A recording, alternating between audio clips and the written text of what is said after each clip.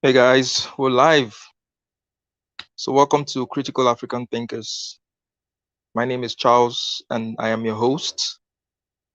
Today, we're going to be talking about African Americans and the welfare state and what impact the welfare state has had on the development of African Americans, either positive or negative. So, we're going to have some other people on the panel to give their insights. I like a robust conversation. I want to hear from all sides.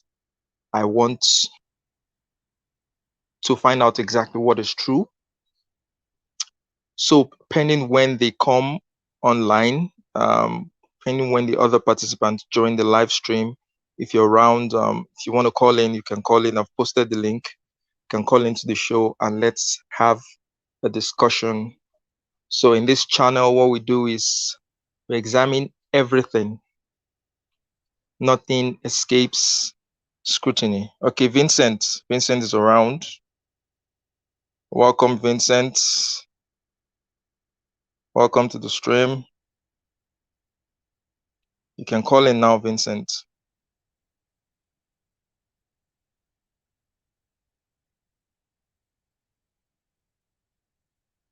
So as much as we can, we try to find out that which is most logical and factual and logically consistent. So all right, Vincent is in. Yeah. Hello, Vincent. Hello, hi, can you hear me? Yeah, I can hear you. Welcome, Hi, Vincent. hi, how are you doing? Hi. I'm good. How you doing? I'm fine. I'm so sorry about that. I was on a call with someone else. Yeah, but yeah, That's fine. It's just 4 minutes, about 5 minutes late. We were supposed to start the stream by an hour ago, so I that's was all late right. as well.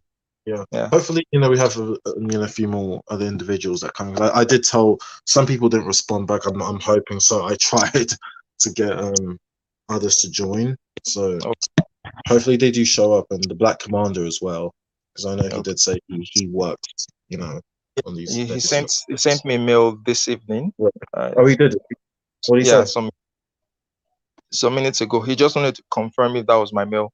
So Okay, gotcha. I, Right. I told him that we'll be live. So let's wait Yeah, for him, or we could start yeah, up something. We could just talk till they come. yeah. Obviously, I'm not too familiar with the welfare state because obviously, I'm not culturally American, so I'm not really. It's obviously when we have someone else who is obviously American and Yeah. about this that's when we can really engage. But I see someone in Yes. the comment section, right? They said, "Will you start soon?" People are discussing you at Glenn Laurie's Discord. So, if you don't mind me asking, what exactly took place at Glenn Lowry's this live stream when you were over there? Did you cause controversy? How did you even get involved in that whole thing? If we should start off right there. Okay. I think it was the video I made about the video I made with Ados, the other guy. Oh, really? It, yeah, Yeah, is Glenn Lowry a tool for white supremacy? So I think the video got shared in his Discord, I did and it. talked Okay. about it. So, yeah. Yeah, So you I, know how. I, I didn't Oh, I didn't yeah. I didn't go to cause any controversy. Just Okay, I got you. Yeah, yeah. You know how he and his followers can be. Some of his followers are just, they're not exactly the brightest. Him on yeah, the other hand, he's. I think most, with ADOS is he's just doing it for controversy and just for shock. You know. yeah. I think I Yeah, noticed that yeah. about I quickly learned that because at first, right, I had a live stream with him, which I think it got took down or something, and I'm not gonna lie, I got quite emotional and I felt very embarrassed. I was just realizing to myself that this guy's just an idiot. Like he just wants a reaction. Like he knows what he's doing. He wants people to, develop hypertension. So every time they come onto his, platform, they can react. And yeah, that's what he's doing. So when I saw the way you handled him, I just realized that yeah, this one he's just one of those that you just don't, pay yeah. much I mind. picked it off from the comment section when he challenged me Right. to a debate. I saw Right. the vibe, I saw the whole thing, so I knew the approach I was going to take with him. But yeah, I, he does it. Oh, sorry, just to cut you off. He does it as well to other people as well, and you know, for some reason, I think he has especially when it comes to Nigerians, he I don't know, he seems to have a personal vendetta. Maybe he must have, ran into some, a few bad Nigerians that really must have taught him a new one, that must have really let him have it. So maybe that's the reason why he has this, you know, um, his outlook towards Nigerians is not positive. So yeah. because out of all ethnicities, it's Nigerians in particular he has gripes with. So I don't even think it's maybe he had a bad experience with any Nigerian. I just think that he has an issue with Nigerians. Maybe I don't know. I don't know. well, you know how Nigerians can Maybe be, right? this same point that we try to make with him when we say that, okay, look, you're in the greatest country in the world. I mean, it's got to count for something. It's not Right. all racism. You understand? So maybe he has had run-ins with Nigerians in the past who said similar things, and seeing the Yeah, successes that Nigerians in America are making, and then more than he just likely. gets. Yeah. Sorry, can you hear me? Because it sounds like an echo in the background. Yeah, I can hear you very well. Okay, perfect. Okay, very loud. Okay, that's Yeah, yeah, fantastic. loud and clear. I can hear you. Yeah, no, I agree with you right there. I think that's what it is. That's what it boils down to. Because and again, you know how Nigerians they can be quite boastful and very loud about their achievements and Yeah. stuff. So, and I'm just going to be very honest. Of all the black ethnic groups, Nigerians are the most vocal about things Yeah. like that. Yeah. So I guess to him it's like, oh well, I'm gonna knock them down a few pegs. I'm going to show and try Exactly. and one up them, right, and tell them, and then he takes these petty jabs like saying, oh well, I mean, granted, Nigeria does have the largest population, right? So Yes. obviously, there's going to be more black. There's going to be more poverty in Nigeria compared to other black. Like that's naturally expected. The Yes. larger population, the larger. I mean, one thing: the United States has the largest poverty rate of all developed countries in the world, Yeah. and anyone can look this up. And it's a fact.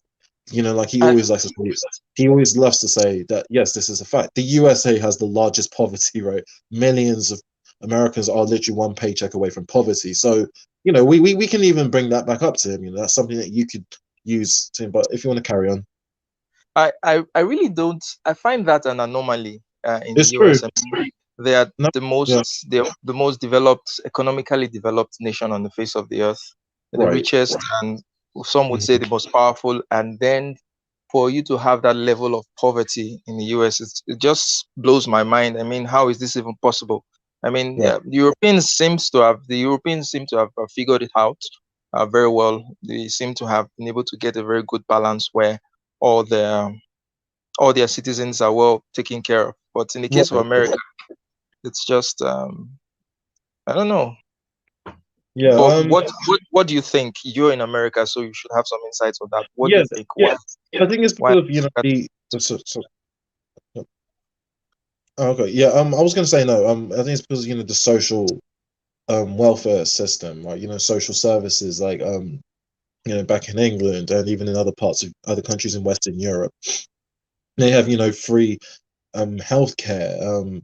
They have the public medication institutions is free up to the bachelor level. Now in the UK, it's not free. It's up to 10 grand a year, 10K a year. But the way we do it, our tax rate is it's they just take it small chunks. That's how you pay your debt back. Unlike here in America, where it can run up to 60, 70K, and their healthcare or the insurance cost, and it's more. There's just a lot more costs. It's more expensive. I guess that's the reason why the credit card system. I don't know if you've ever been to America, but that's a big problem. I guess it's also the spending habit. But yeah, that's something I've okay? noticed. Yeah, So look, you mean go on. I hello, Vincent? I Yeah. didn't really Oh, hey, get can you hear me? Can you hear me? yeah. There All was right. a You break know at a what, point. So Charles? can Charles, you I just repeat? will.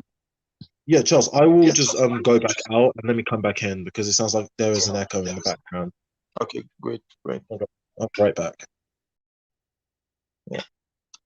So we're live. I'm expecting others to join the live stream anytime soon. If you want to call in, call in. Let's talk the welfare states and African Americans. What has the impact been on African American development? Has it been positive? Should the welfare state be expanded, or should it be cut off? Should it be taken off? I have my own ideas. I have what I think should be done, but I'd like to hear from other people. I'd like to them to marshal out their points, and I want to ask them some very, very key and salient questions. So we have Vincent back in. So yes, Yeah. hello, Hello. Vincent.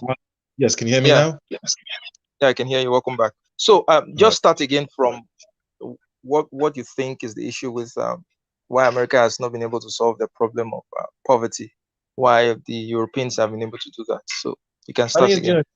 yeah. So yeah, I said earlier, I think it's the social welfare system that they have in America. It's not maybe it's not on par with Europe's social welfare system. Like for example, the health care system.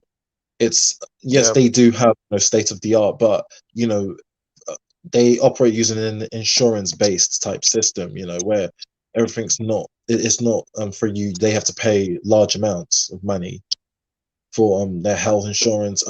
Also, at the same time, millions of Americans don't have adequate health care service. Oh, hello, White Matters. Yeah, he's in the panel. Hopefully, he comes up. Um, as I also said, right, the education system in America, yeah, especially at the tertiary level, so the college or university level, as they call it, it's it's very expensive. Let's put it that way. It's especially the student debt and student loan yeah. crisis run into as high as 50. Usually from 50 to even sometimes over 100 grand. Um, Wow. there's many other um, you know, again, right. Living also paycheck to paycheck, it does get um yeah, it's usually because they're one paycheck away from poverty, but at the same time, right, in Europe, they have the social welfare where they have the backing of the government that helps them out. That's not something that they have here. If that makes sense, it's something that someone else who's American can explain better, obviously, because I'm not very well versed. Yeah, exactly. Yeah, right. Just like White Masses said, right? Yeah, it's not something which I can because I know more about the UK, but America's one is even me. I'm even still learning, but I'm just going based off my observations, and again, Well, and also it also ties into their political system as well.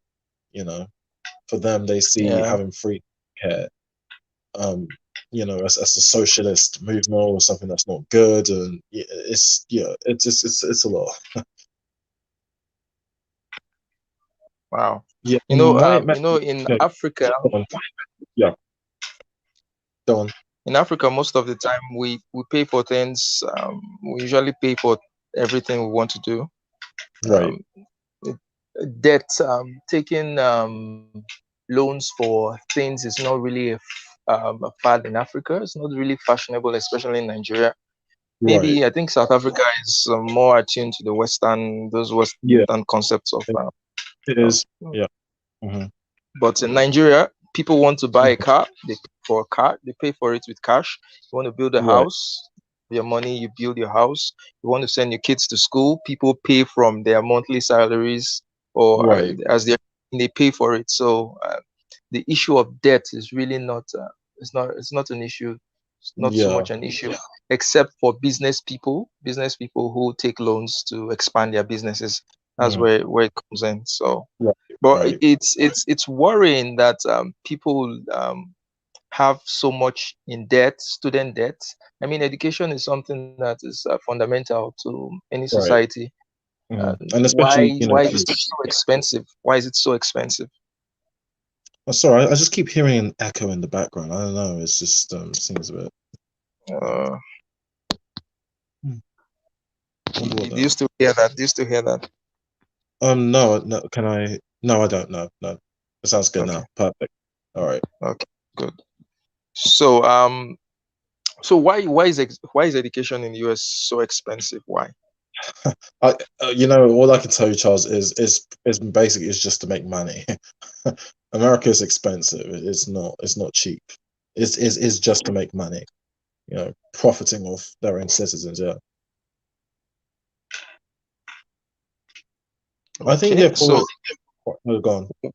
why it matters is I think more focus on issues affecting Brits like education, religion, and Yeah, other yeah, types of topics.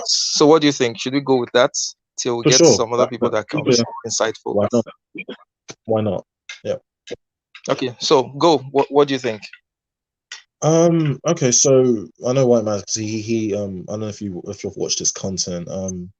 He has covered topics, especially on religion and how it affects the wider Black community, and Okay. how the most religious countries in the world, they are generally located in Africa and the third world parts of Asia.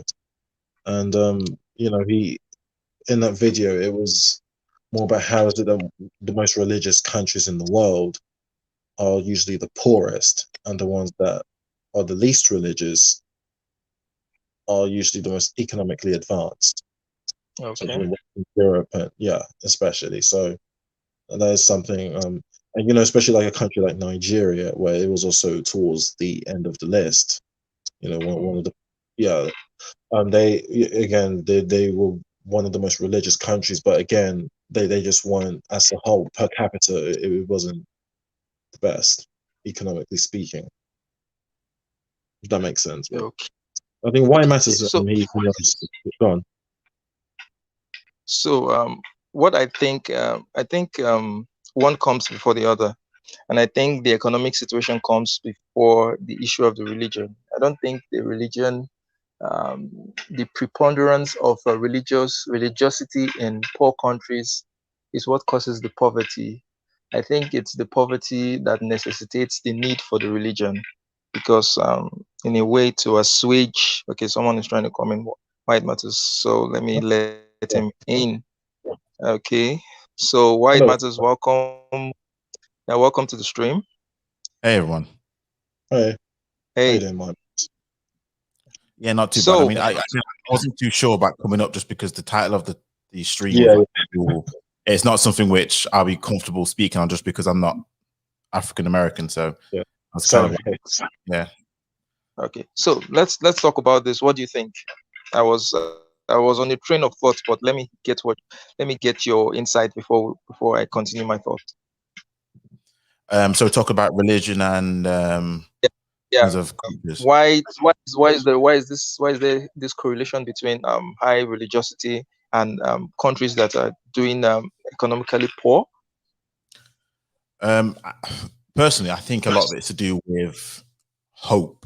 So I think a lot of countries which don't have finances rely on other, I won't say vices, but they have other ways of coping mechanisms in order to try and survive and get the way out of pain. So I think a lot of times faith is that comfort blanket to say, you know what, there is something better out there. There is something that we can do.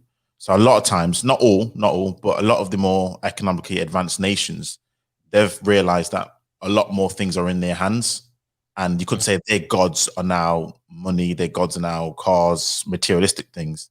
Therefore, they don't value God the same way as less economically developed countries seem to do.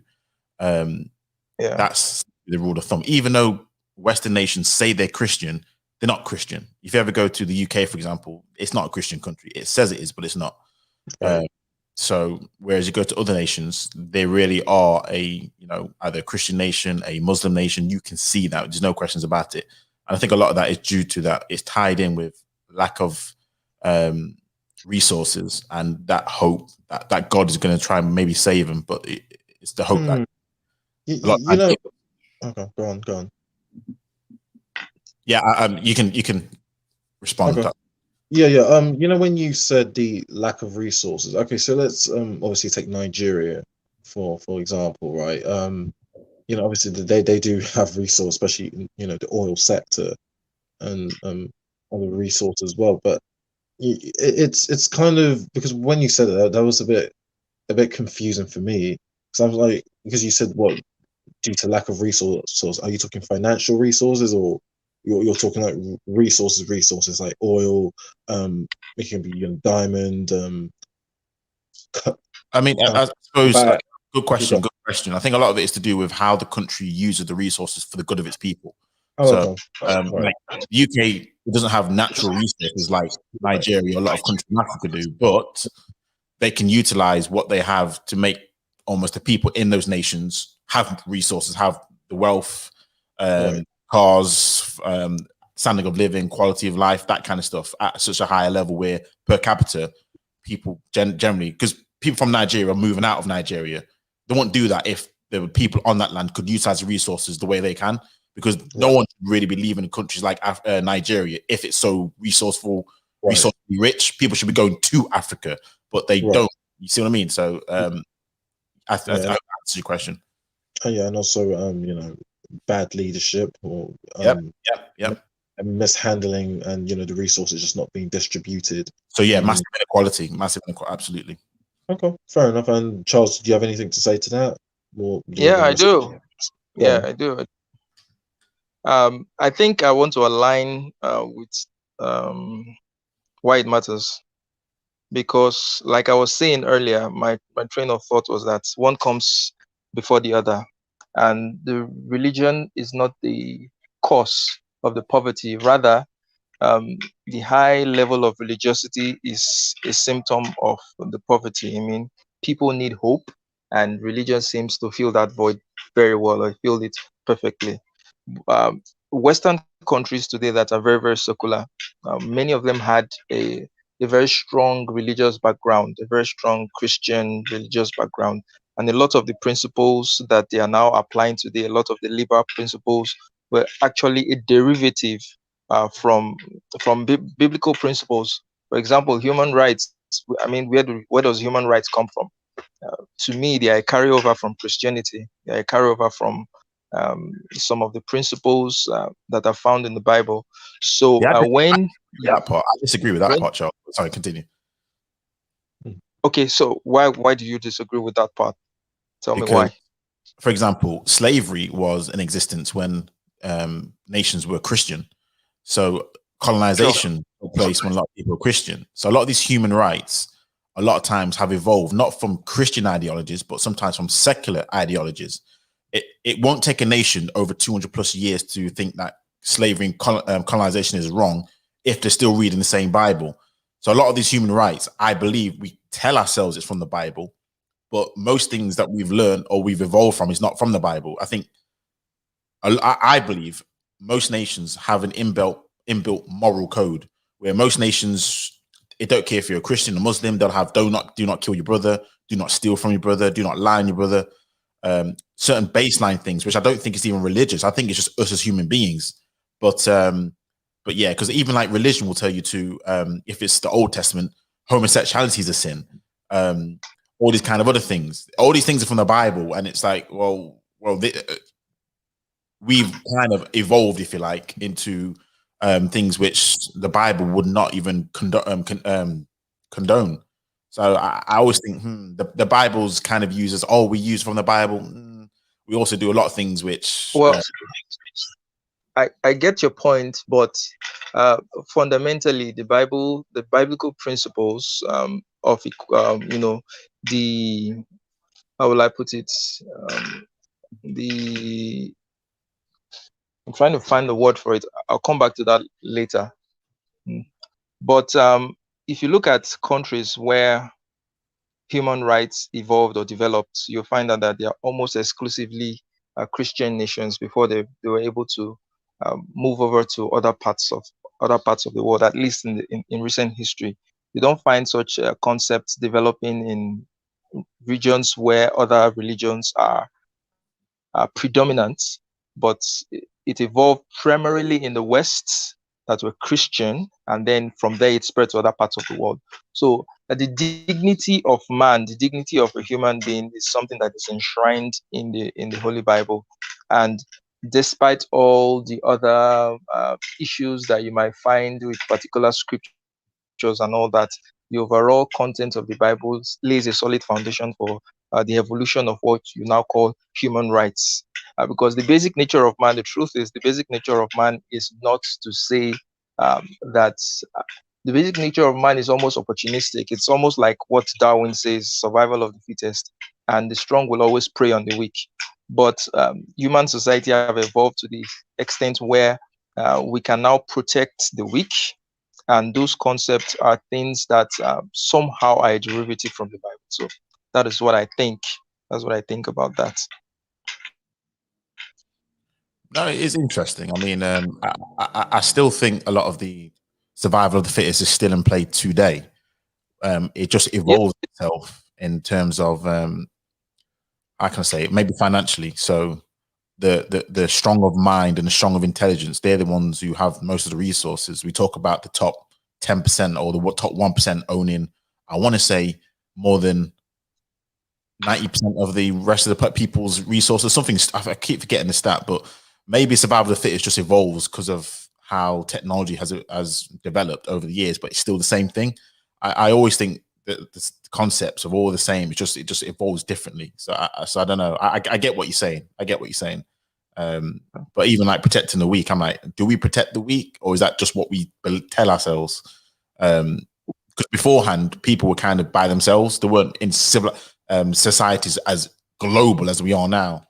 So, always been war, tribes against each other tribes, and you talk about survival of the fittest back then compared to now. I don't know. Maybe.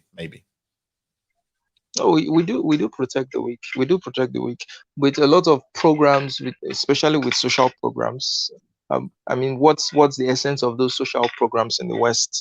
If it's not to protect those who are vulnerable or those who cannot fend for themselves. That is basically the purpose of those things, and they've become increasingly better with time, and they are better in this age than in the past.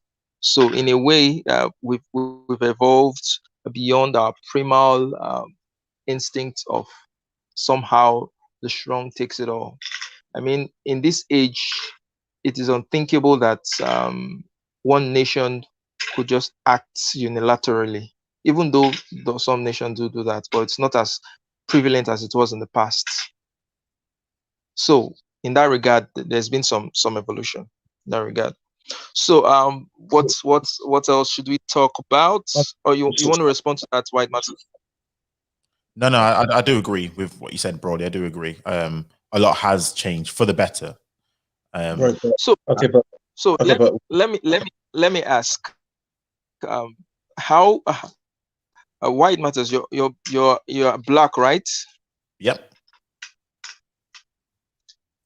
You're black, okay. Have you been to America? I have not. No. Well, I Have you lie. stayed in the US? No, you've not. I've been there, but it doesn't count. So It's weird, but yeah. okay. So I just want to ask both yourself and Vincent, what's the experience being a black in America versus being black in the UK? What's the experience like? uh, I don't know because I've not been. So I don't know. okay. Obviously, I'm currently at the moment I'm living in Florida, so guys, sorry if I'm a bit quiet because there's some gardeners outside my house, so they're blowing the lawn. But it's different in the sense that being black in England, I'm just gonna just be honest. I don't think it's as dangerous to be a black person in the UK versus in America. And what I mean by that is you do get a lot more racially profiled in America. Like there's more aggression towards you, if that makes sense. Like my younger brother, right? He actually a couple of times I just found out he's actually experienced being called the N word. Me, luckily, I haven't ever had that experience. It's you know um the police. I've been pulled over quite a number of times actually, and when they hear me speaking, I guess it's because it's the accent. I guess they just Okay. laugh and that. Versus one of my friends, he's American, Jamaican Yeah. American, and also another friend of mine. He's also Nigerian American, and they both speak with the typical American accent, the stereotypical. But they waited longer and they were kind of grilled more, asked what are they doing. Versus in England, only one time I remember I got stopped by the police, and they just, oh, okay, so where are you going to? And it was just more friendly. It was just more, oh, okay, that's fine. And they didn't even ask to check my documents or anything. They just, I guess they could tell I look like a law-abiding person, and yeah, in that regards. But yeah, when it comes to even shopping, for example, I think it also happens as well in England, but it's more prevalent here. That they always want to know what exactly are you trying to buy, especially if you're going to an expensive store. And I think it's similar in England. Is that correct? White masses. If, for Yeah, example, yeah. if you go That's to that's Harrods, that's common. right. That's common. Yeah, I think Oh, even it is. Oh, it is. Oh, okay, okay. Oh, okay, Emerson's gotcha. talked about this. Like Leona Lewis was talking about this, and other people saying that them and their Right. dad got profiled and stuff like that. Oh, So, okay. but you Right, got. right. Yeah. I think Yeah. the other Go thing on. I'll say about the UK, sorry to cut you, is that the Go UK on. is passive aggressive, whereas the Right. US seems to be a bit more forward aggressive. Exactly right, right. I was actually going to even say that. I was going to say it's well, I call it's dry racism, which is passive aggressive. It's just more subtle. Versus here in America, it's more like wet racism, meaning that it's right in your face, if that makes sense. Because there are some areas where you can tell that, okay, this is just a no-go area. But I don't know if they have that as well in the UK. I've never experienced that. I know in the 70s and 80s, my mum did say she remember seeing racial language. It was do they have that as well in the UK? White masses, the no-go areas if you're black. Are you aware of that? Well, funny enough, a lot of the no-go areas No, aren't white in nature; they're Asian in nature as well. So they're areas which I went to area and I knew where it was already. So yeah, yeah. wait. Sorry, sorry. Just to say real quick. Wait, in those areas, wait, did you say that towards white or towards Asians or No, no, I two? mean there were Asian areas where I could tell because I was not Asian. I was, you know what I mean? I was not welcome like such. So Oh, so yeah, if that makes sense. oh yeah, yeah. Oh yeah, yeah, yeah. Yeah, yeah. As Those. well as white. So it's not just white, I'm saying. But yeah. Oh, okay, right, right. Got yeah, yeah. Exactly. Versus here in America, that's that's no such. I guess maybe just the hood. I guess the hood, really bad neighborhoods. Okay, maybe there, but no, it's different. I'm just gonna be honest. I feel a lot more safer as a black person in the UK. I don't like when I'm here in America. Automatically, I feel more judged. You know, you know, a lot of eyes are on me because I guess because I'm quite a very big guy. I'm 6'2", so I guess that's you know, I've had quite a number of white women when they look at me, it's like they seem a bit more um they seem to just be a little bit more intimidated, I guess, or frightened unless they hear me talk. And I guess it's because the way I talk, it just really calms everyone down. Which is quite upsetting because my friend, he's also Nigerian as well, but he was born and raised in America. Yeah, that doesn't unfortunately happen for him. They just run away from him. But no, no, it's yeah, go on. 'Cause I'm just rambling So at this point. I seem to be picking something that Mhm. the animosity towards black people in America is not Yeah, so much a thing of race as it is a thing of a perception of African Americanness. I Because don't from what understand. Are did you you? get? Yeah, yeah, wait. You're saying what? I'm kind of a bit confused. You're saying that. Okay, okay. For example, you said you've been pulled over a couple of Right. times, and Yeah. they were a bit aggressive, but immediately you started speaking, they calmed down a lot. I mean, you're Well, still black. You're still black, right? You still presented as a black of course person, I am. but, Yeah, but undeniable. you were now perceived as less of a threat than if you had had an African American accent, right? You mean the So stereotypical African American yes, accent? stereotypical African American accent. So Well, no, I'm gonna kind of have to disagree with you there because my friend and and the other friend, the both of them, one's Nigerian, the other Jamaican, but born and raised in mm, America. mm. They speak more with the I guess the stereotypical white American accent because they grew up in a Oh, white.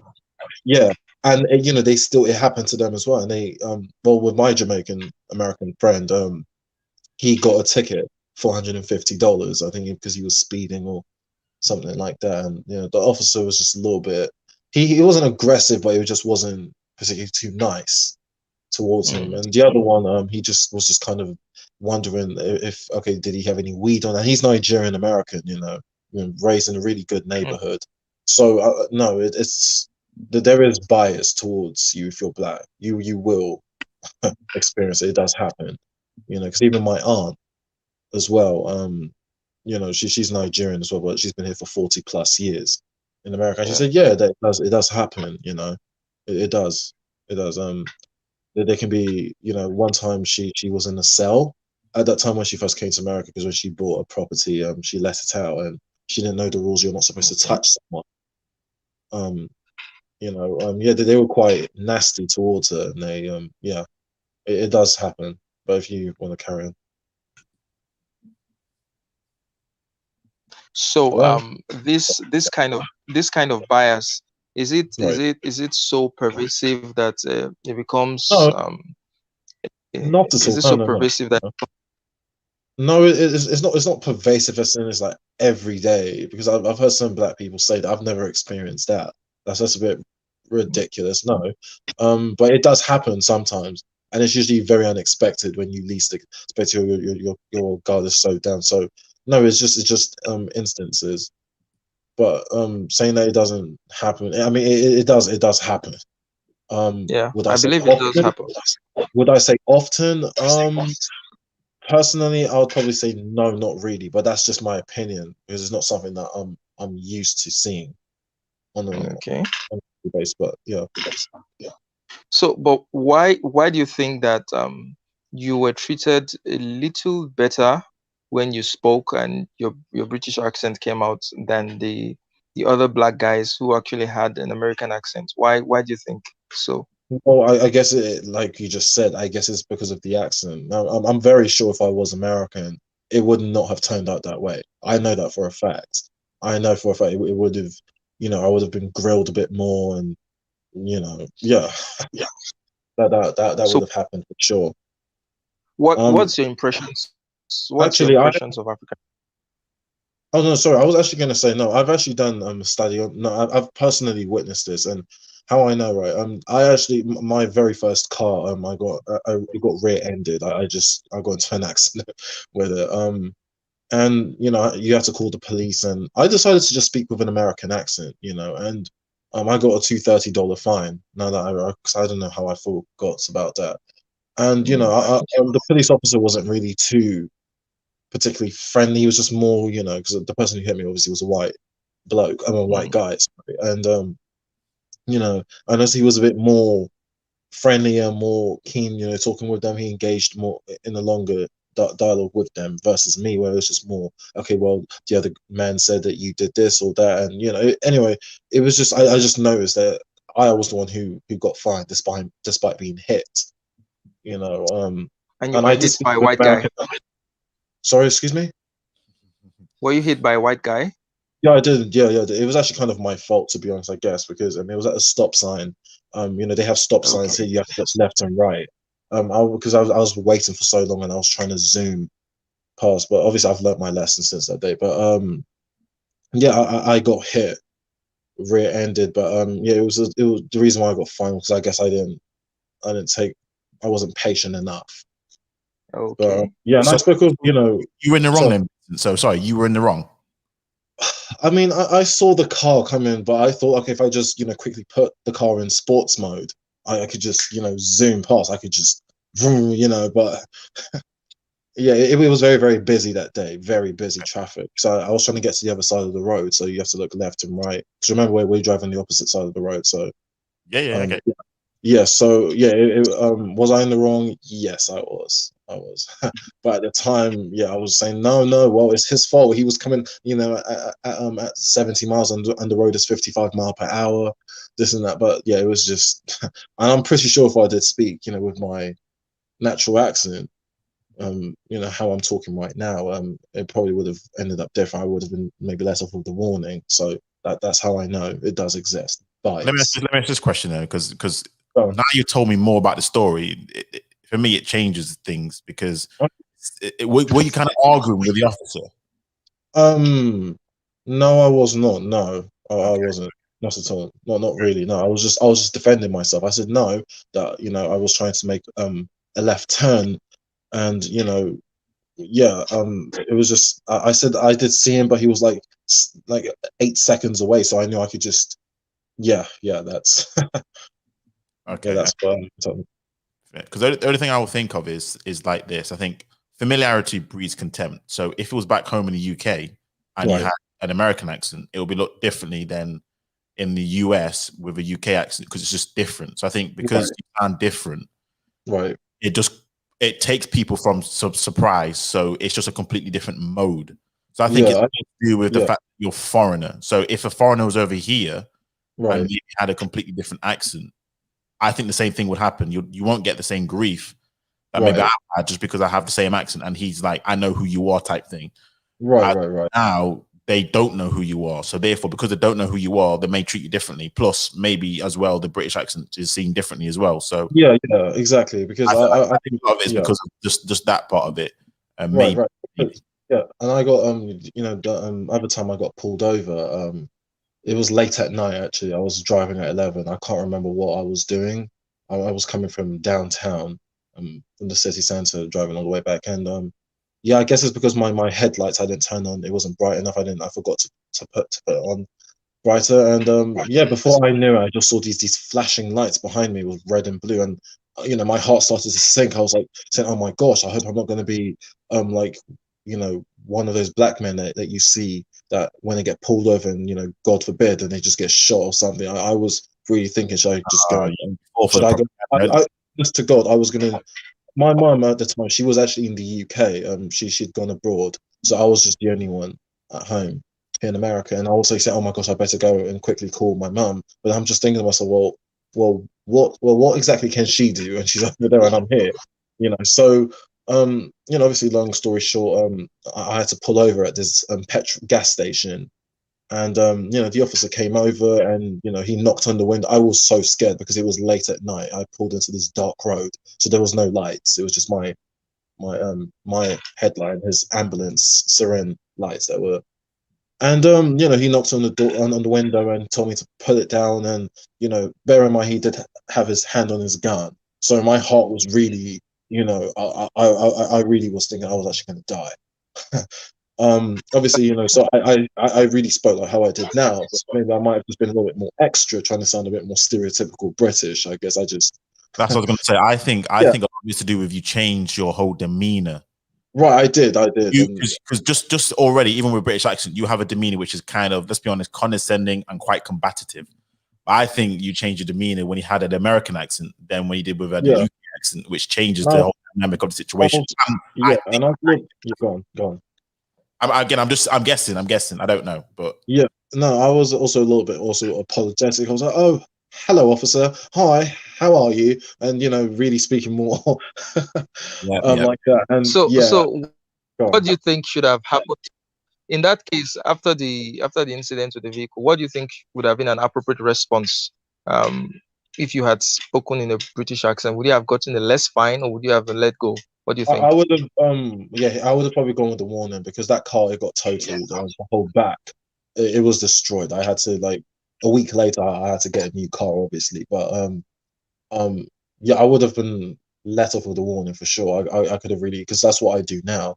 Because at my university I attend, we have a university police officers.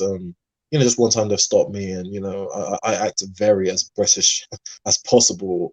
As if, oh, I'm here on a visit, that sort of thing. And yeah, they just like to engage me in conversation. They're like, "Oh, really? Oh, well, I have a cousin that's married to a woman from Scotland," and that's how I get myself out of trouble, because I have been in a few instances where I know if I was American, I would have been in serious trouble. But it was my accent that saved me a couple of times.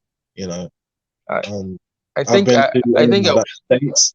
I've been to that state, Alabama, mobile recently, actually, and yeah, there was also a police officer that came in. I was with a few friends, and obviously I think they were looking for someone, and they had the sudden. This was, bear in mind, in the place where they used to have racial tension was very rife not too long ago. So when he heard me, he took more of an interest in me versus the others. So I guess that's how I kind of got us out of trouble, from the wandering eye of the police officer. But yeah, go on, Charles. okay. So I think I want to agree with why it matters, because I'm sure it's the foreigner thing. Right, That's right. why they would have treated you much more cordially than if you had spoken with an American And I accent. think And it I also think happens. the same And I was the going to say, same I thing think would it have happened in yeah, go on, go on. Sorry, go on. yeah, and I think the same thing would have happened in Britain if you had spoken with an American accent. But what I'm trying to drive at here is barring the accent thing, how pervasive is the difference in the treatment of black people versus white people by the cops in America? What's how different is it?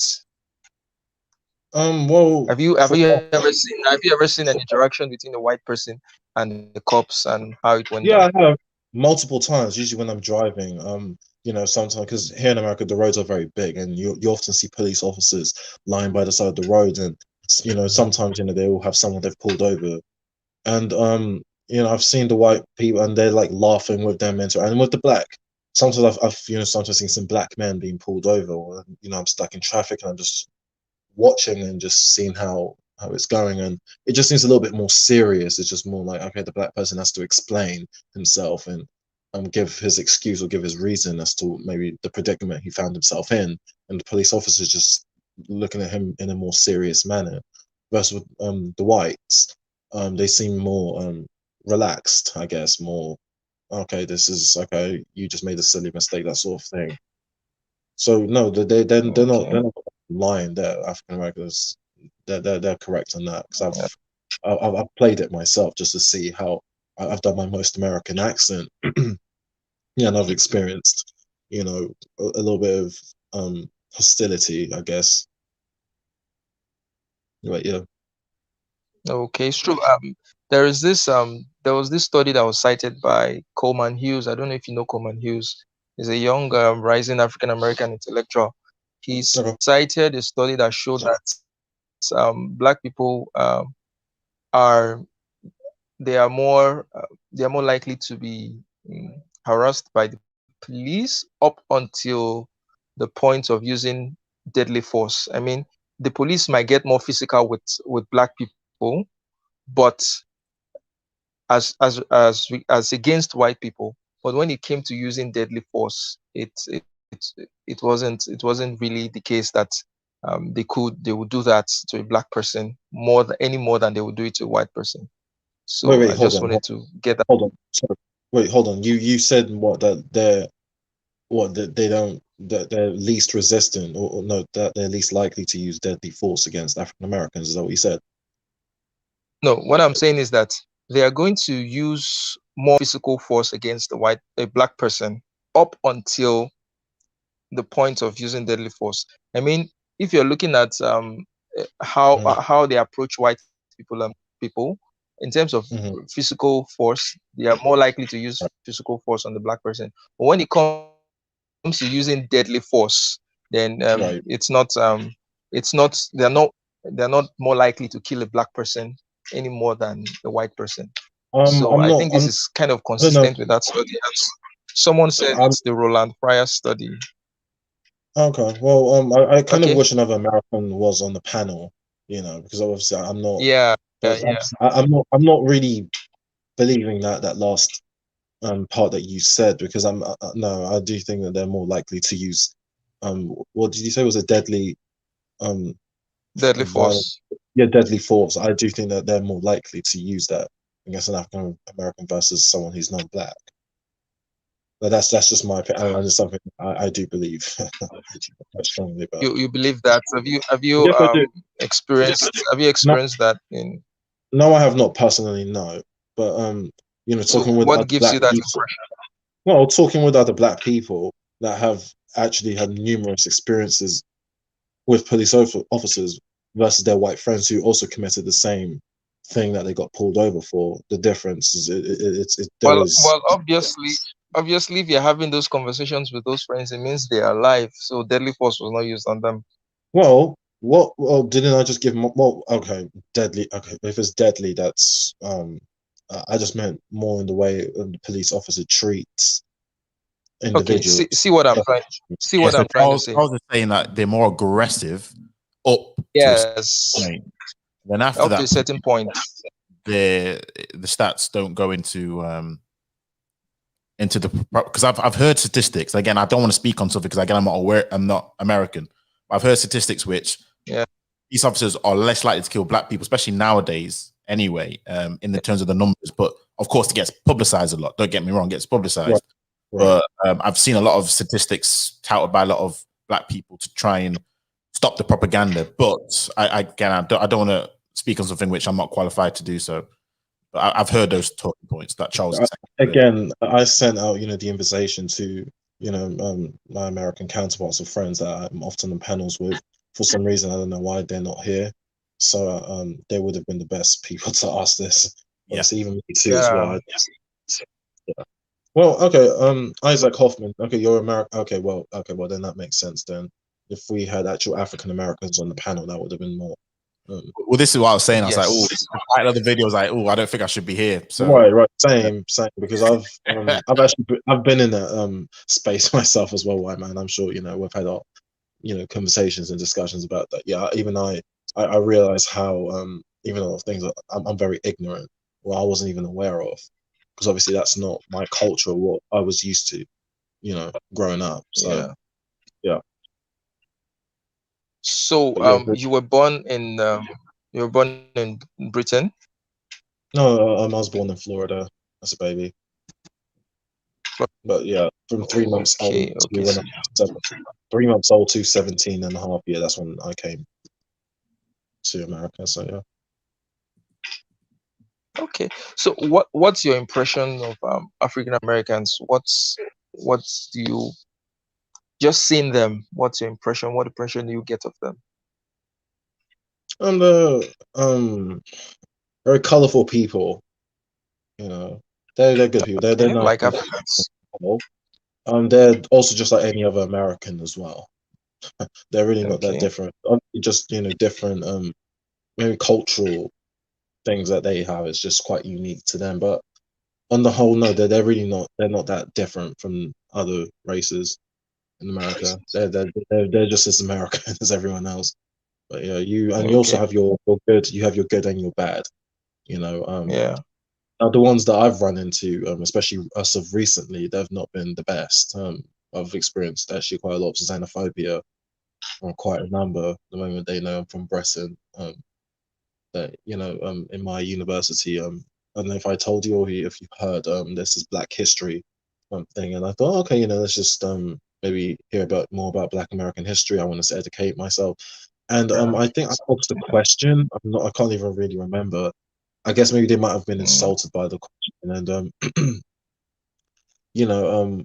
I guess it was ignorant. Again, I can't remember what I asked because they seemed quite heated, and I don't know if you watch some of the videos that I have with the Black Commander. Some of those. Sorry, excuse me. Yeah, some of them, the African American counterparts are usually in this panel. We've gone into heated arguments. Remember that email? Oh no, I didn't send you an email. They said me and you don't understand. What was it? It had to do with I think it was gaining capital, becoming more financially prosperous as a whole in the USA, and it was because of the redlining and thing, racist policies against them. So yeah, anyway, it wasn't something to do with that. It had something to do with what happened this sorry, I'm so sorry. Something that happened historically. I kind of asked the question. I can't remember now, so my memory. But yeah, I had some of them that tell me I should take my ass back to the UK. That who do I think I am? And over the years, I've been told I'm coconut, that I'm not even really a black man, really. That I'm probably just someone who takes melanin injections or shots, because apparently I sound like I'm cooning right now, or I'm agreeing more with what white people. And I got really offended by that, because I would say, excuse me, I beg pardon. Like I'm probably even more black than most of you. And they said, no, you're not black. And I was just even that word black. When they say black, they mean actual ADOS, like actual native black American. I'm not saying that I'm not black, but it's just to them they claim that word. And the reason why is because here in the US, sorry, I've got a cough.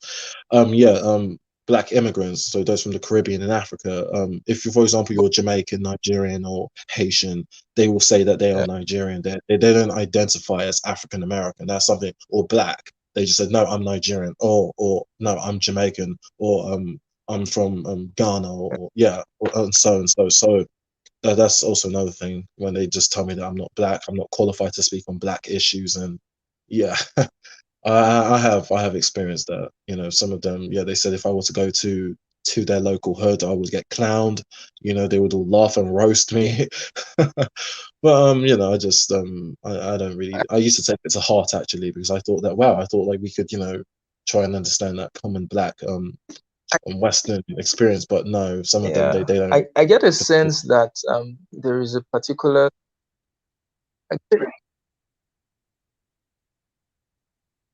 Go on. We can't hear you, Charles. Hello. Oh, okay. You're right. Right. Exactly. Right. Right. Exactly. Can you Isaac. hear Yeah. me? No. Yeah. Yeah. I can hear you now. Yes. Yes. That's I right. couldn't hear you before. So I don't know if you So were speaking before. It looked like he was, but I couldn't hear you. Right. Same here. I was trying to speak. I was trying to speak, so I had to give Vincent a chance to finish up. So All I right. get a Yeah. sense that there is particular way you have to view yourself as a black person for you to be accepted as a black person amongst the African Right. Americans. And Right. And if you and stray from that line, you are very right. easily stripped of your blackness, and You are. You are. No. thrown with the colors. Right. Right. No. Go on. No, I was going to say it's also it's a cultural right. Right. That as well because I was thinking because I did grow up in South London, but I was raised in a very white British neighborhood, so obviously I was raised in that type of environment, so naturally I did pick up that sort of accent. When I went to my secondary school, it was very like a typical South London all boys school where it was mostly African, Caribbean, and Asian, and the white working class, a few of those as well. So I just didn't pick up that accent from there, even though I can speak the slang because I was forced to being in that type of environment. So it's something I can do. But I thought, okay, because there were some times I did want to get accepted, and I realized I was just begging these idiots just to be one of them. I thought I would, I thought, okay, how about this? I speak with a typical black London, South Africa, a black South London accent, and that still wasn't good enough for them. And I don't know if you're familiar with King Richard's Charles. He experienced a lot of hate from Black Americans, despite him having more of a more Black British sounding accent than someone like me. He also got it just as worse. So it doesn't really matter because I don't speak or have the same dialect as them, and the mentality that they do. It's very they've told me that like it doesn't matter whether I was born here or not. I'm not American. That I should go back to the UK and I shouldn't come back here. And if they do find me, they're gonna shoot me up or something like that. It was just it was just a lot of petty nonsense that I Wow, was. Yeah. I have. that bad? Yeah, I have. When sometimes when I'm speaking, they would just start laughing and telling me that, oh, so this really is a white man and just being a black man. Like, wow, like, when are you going to take off your costume? Yeah, no, I've had that comment before, and even here on YouTube as well. I've really been cut out. I can tell you that I have been badly cussed out, and then oh yeah, I've had it. I've run it a lot of African. I've told me that to my face. So I said, okay, well, that's is what it is. When I first oh sorry, the Black Commander's on the panel. I'm so sorry. Let me make room for him. Hey, the Black Commander, if you wanna talk. Oh, no problem. I was just listening to the conversation. Okay. Yeah, well, so let me just bring you up to speed. We're supposed to be talking about African Americans and the welfare state. Unfortunately, we don't have any African Americans on the panel, so it wouldn't Yeah. make any sense for us to Yeah. make comments on. I don't think we'll Oh be yeah, able to that's do true. That's anything true. intelligent. Yeah, when they're not there, at least they have first-hand experiences and they will be able to push back on certain things. So, Hmm. so we just decided to go with things like religion, and some other stuff that White Matters brought up. Then we're talking Okay. generally. We also talked about how Black people with British sounding accents are perceived versus how black people American accents are perceived in America, and what the differences is. And Vincent gave us his own experiences and all that. So we're just talking in general though. Can I also just add in real quick, Charles and the Black Commander? I've also experienced the same thing Yep. when I go to Nigeria from Mm. family that live there and even locals. They've told me that no, you are not a Nigerian. That I need to go and Nigerize myself or Africanize myself. That I'm too much. That word, right? They call me Omo Queen, right? Pretty much saying that that that I'm Queen's child because I'm not African. I'm too You're a British. child of the Queen. Right, yeah, I know, that literally that is my nickname that they give me, Omo Queen, OMO, so child of Queen Oh, Omo. what queen? Yeah, every single, and it really annoys me because I try to fit in. I'm saying, look, I'm Nigerian, I try to speak, with a Nigerian accent, my best that I can do, but that's just still not good enough, right? And they'll also be saying that, oh, you are Ajay Botta, that if we take you to Ajay Gunle, and that like just like a dead animal in the wild and how flies. They said that's what will happen to me if I was there. I've been alienated as well, and many other Nigerians that were raised in the diaspora. They've said the same thing, and also why it matters here. He's also of Caribbean heritage. I think he said he's from or Saint Vincent. Is that correct? Or Saint Kitts? Dwight Maz? Is that correct? Well, half Jamaican and St. Kitts and Nevis. Oh, you are? Okay, right, gotcha. Yeah. It's also the same thing as well. But yeah, for Oh, me, go on. question for why it matters. I don't think I've seen you before. Oh, wait. Oh, okay, I think you're on KB's channel, correct? Yes. Okay, so are you in in England, or are you in Yeah, I'm in the UK. I'm in okay, England. UK? Okay, Yeah. okay, all right. Good. Just making sure because I saw you on KB's panel, but I wasn't sure what country you currently reside in. Yeah. I'm in the UK. I will say this though, Vincent. You've seemed to have it a lot tougher than a lot of other people I've talked to who've gone over to these places. You reckon? Yeah, from the sounds of it, I don't know. Sometimes I think you're just unlucky. I think you're just an unlucky guy because No, it is. Yeah, I do get like you get some of the people just jabbing at you because you're different. But yeah, it looks like you've really been alienated to the point where, yeah, I don't know I've if you. also had it as well in London as well. That's what I mean. You've been alienated wherever you've been, isn't it? It's not like it's new. Everywhere, right? It's just yeah, it's quite Yeah, sad. it is. It is. So, Even my primary school, despite talking like how I remember because it was predominantly white. Because I remember back when I was growing up, this was when I was 5, 6, 7. When you were like in year 4, year 5, year 3. Um, they will say things like "go back to Africa." At that time, I had no idea that was even really a racist thing, or this was from a few of the local kids that were obviously white. And I remember one saying, "Oh, you look like poo poo." I still remember that event. So I was in year 3. I still remember that day. Obviously,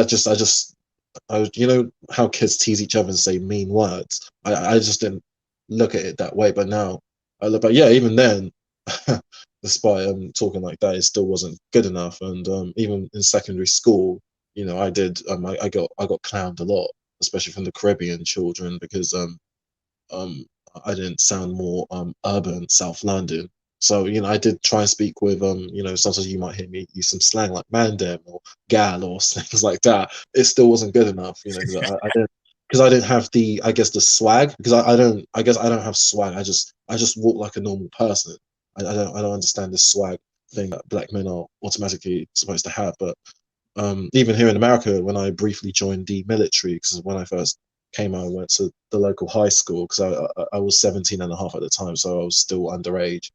Um, you know, before they found out that, I have the equivalent because I had done my A levels, I finished actually quite early. They said, oh, okay, well, you can go straight into college.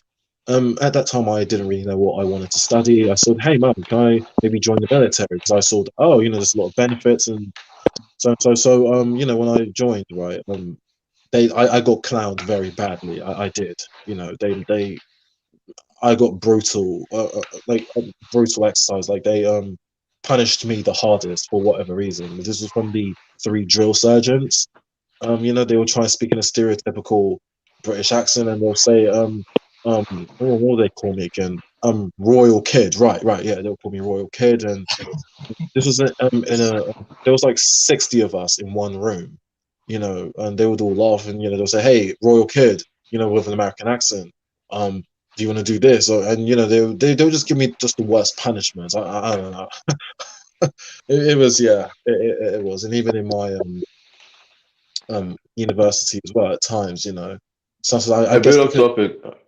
Oh, sorry, go not to cut you off, but I had a question for Charles. So, on. Charles, what times do you usually have free, like in the evening or afternoon? Evening. Evening, okay. And like, what day is it? Monday? Is it just weekend or is it Monday as well? Like during weekdays as Uh, well? I could do almost any time. I could Okay, do almost so any time. Yeah, I when do agree you with that. end work by? When do I do what? When do you finish work by? I close by 5, and Oh, from you the have to office to drive the and then house, I have to drive to the house. So at times it I could be get hold to up the too. house, yes, maybe past 7 to Um, 8. So anything I from would, 9, I should be able to. I would, yeah, so I would like to address that question if you can put it back up on the thing. What an said, Charles, but yeah, why matters? Yeah, I agree. I've had it. You tell me, Sean. I don't really think of it, but yeah, that's yeah. So question. So maybe all of you can discuss anti-Nigerian Ghanaian sentiment in the USA and other countries. Many Caucasian and blacks are jealous of how well Nigerians do academically and socioeconomically. Well, at least in the UK, yeah. Um, growing up as well, I did get a lot of hate in my secondary school. I think, to be honest, a lot of the African kids did by the Caribbean kid, and also some of the white kids too. They'll say, "Oh well, it's because you Nigerians are always doing this and that." And here as well in America, I've realized a lot of African Americans when they find out that I'm Nigerian or African, I guess, and also mixed in with British, it's to them that's just it's almost like I'm the devil. I don't understand that. Yeah, seriously, it is because and oh, my not to interrupt, but that's actually true. I've heard many Nigerians say that, yeah, like at I least know, before, yeah, Caribbeans would bully Africans in the UK, and yeah, yeah, that was very. that was quite common. It's not to that extent. I don't think it happens as much anymore. 'Cause I have younger cousins, and they say, "Oh no, it's not like that." The Nigerians, Jamaicans, and the Caribbeans they get along very well. But when I was growing up, In the past, like it years was ago, very yeah. bad. Because in my primary school, I think I was the only African kid, and the other blacks that were there, they were all Jamaican or I think from the Bahamas or Barbados. And yeah, and because of my last name, it's a very typical, you know, Nigerian sounding name, So Hmm. yeah, because I didn't have like a name like Smith or Johnson or Williams or yeah or Sterling, yeah, something like that. So um yeah, I did. But in America, uh, my cousins as well that are not too similar age to me.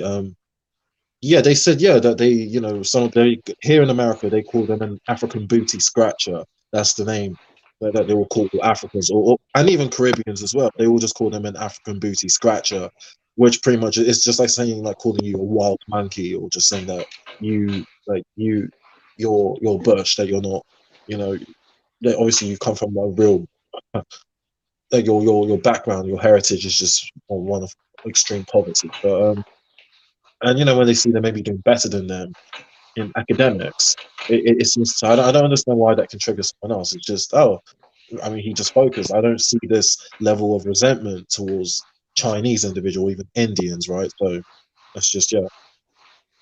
I don't know about the thing about the Well, whites oh, being jealous of Nigerians. That's a first for me, and so I'm a little bit confused to that. I've never experienced white. It's usually been other African Americans that have experienced. But, That why do experience. why do you think that happens? I mean, why is there so much jealousy and hatred for Nigerians or Africans?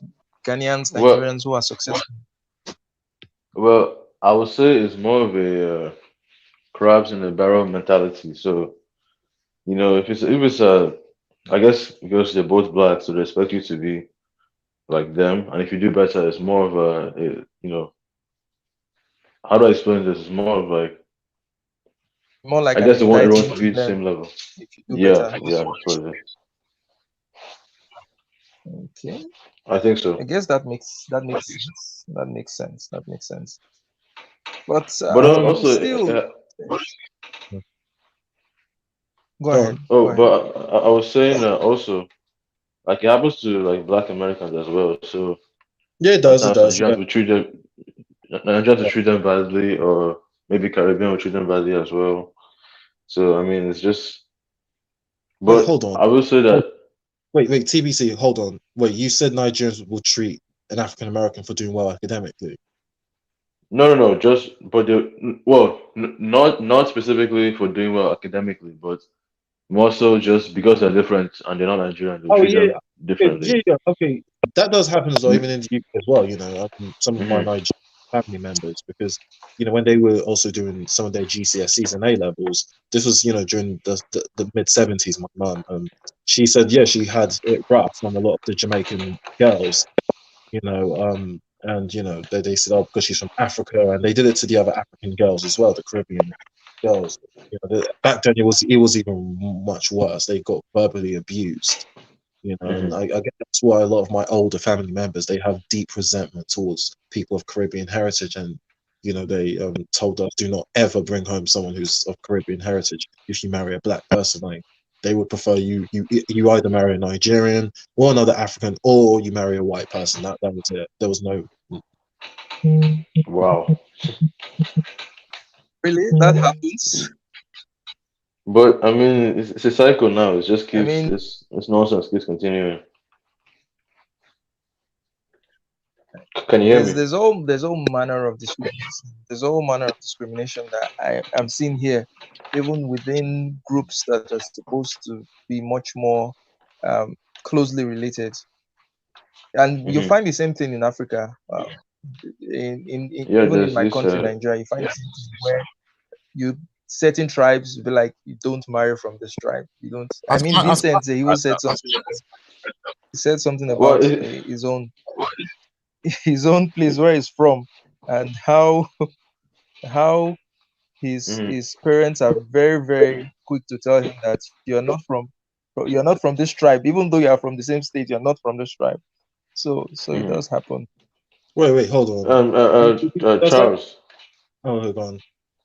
Yeah, so it's not even just tribe now. Like even if you're from Anambra and someone is from Imo State, they might say, "Oh, don't marry someone from Imo State." You know how some people in Anambra do.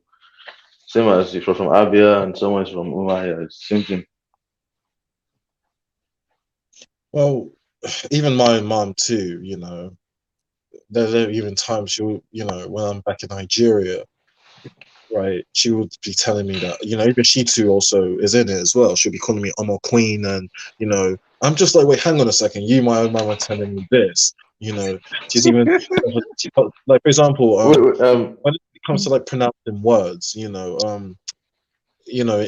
Yoruba or sometimes Edo, I guess classic with a very English way of sounding, like, okay, what word can I use? I had egg boat, something like that, right? I guess it's because of where I say the bow, the GB, you know.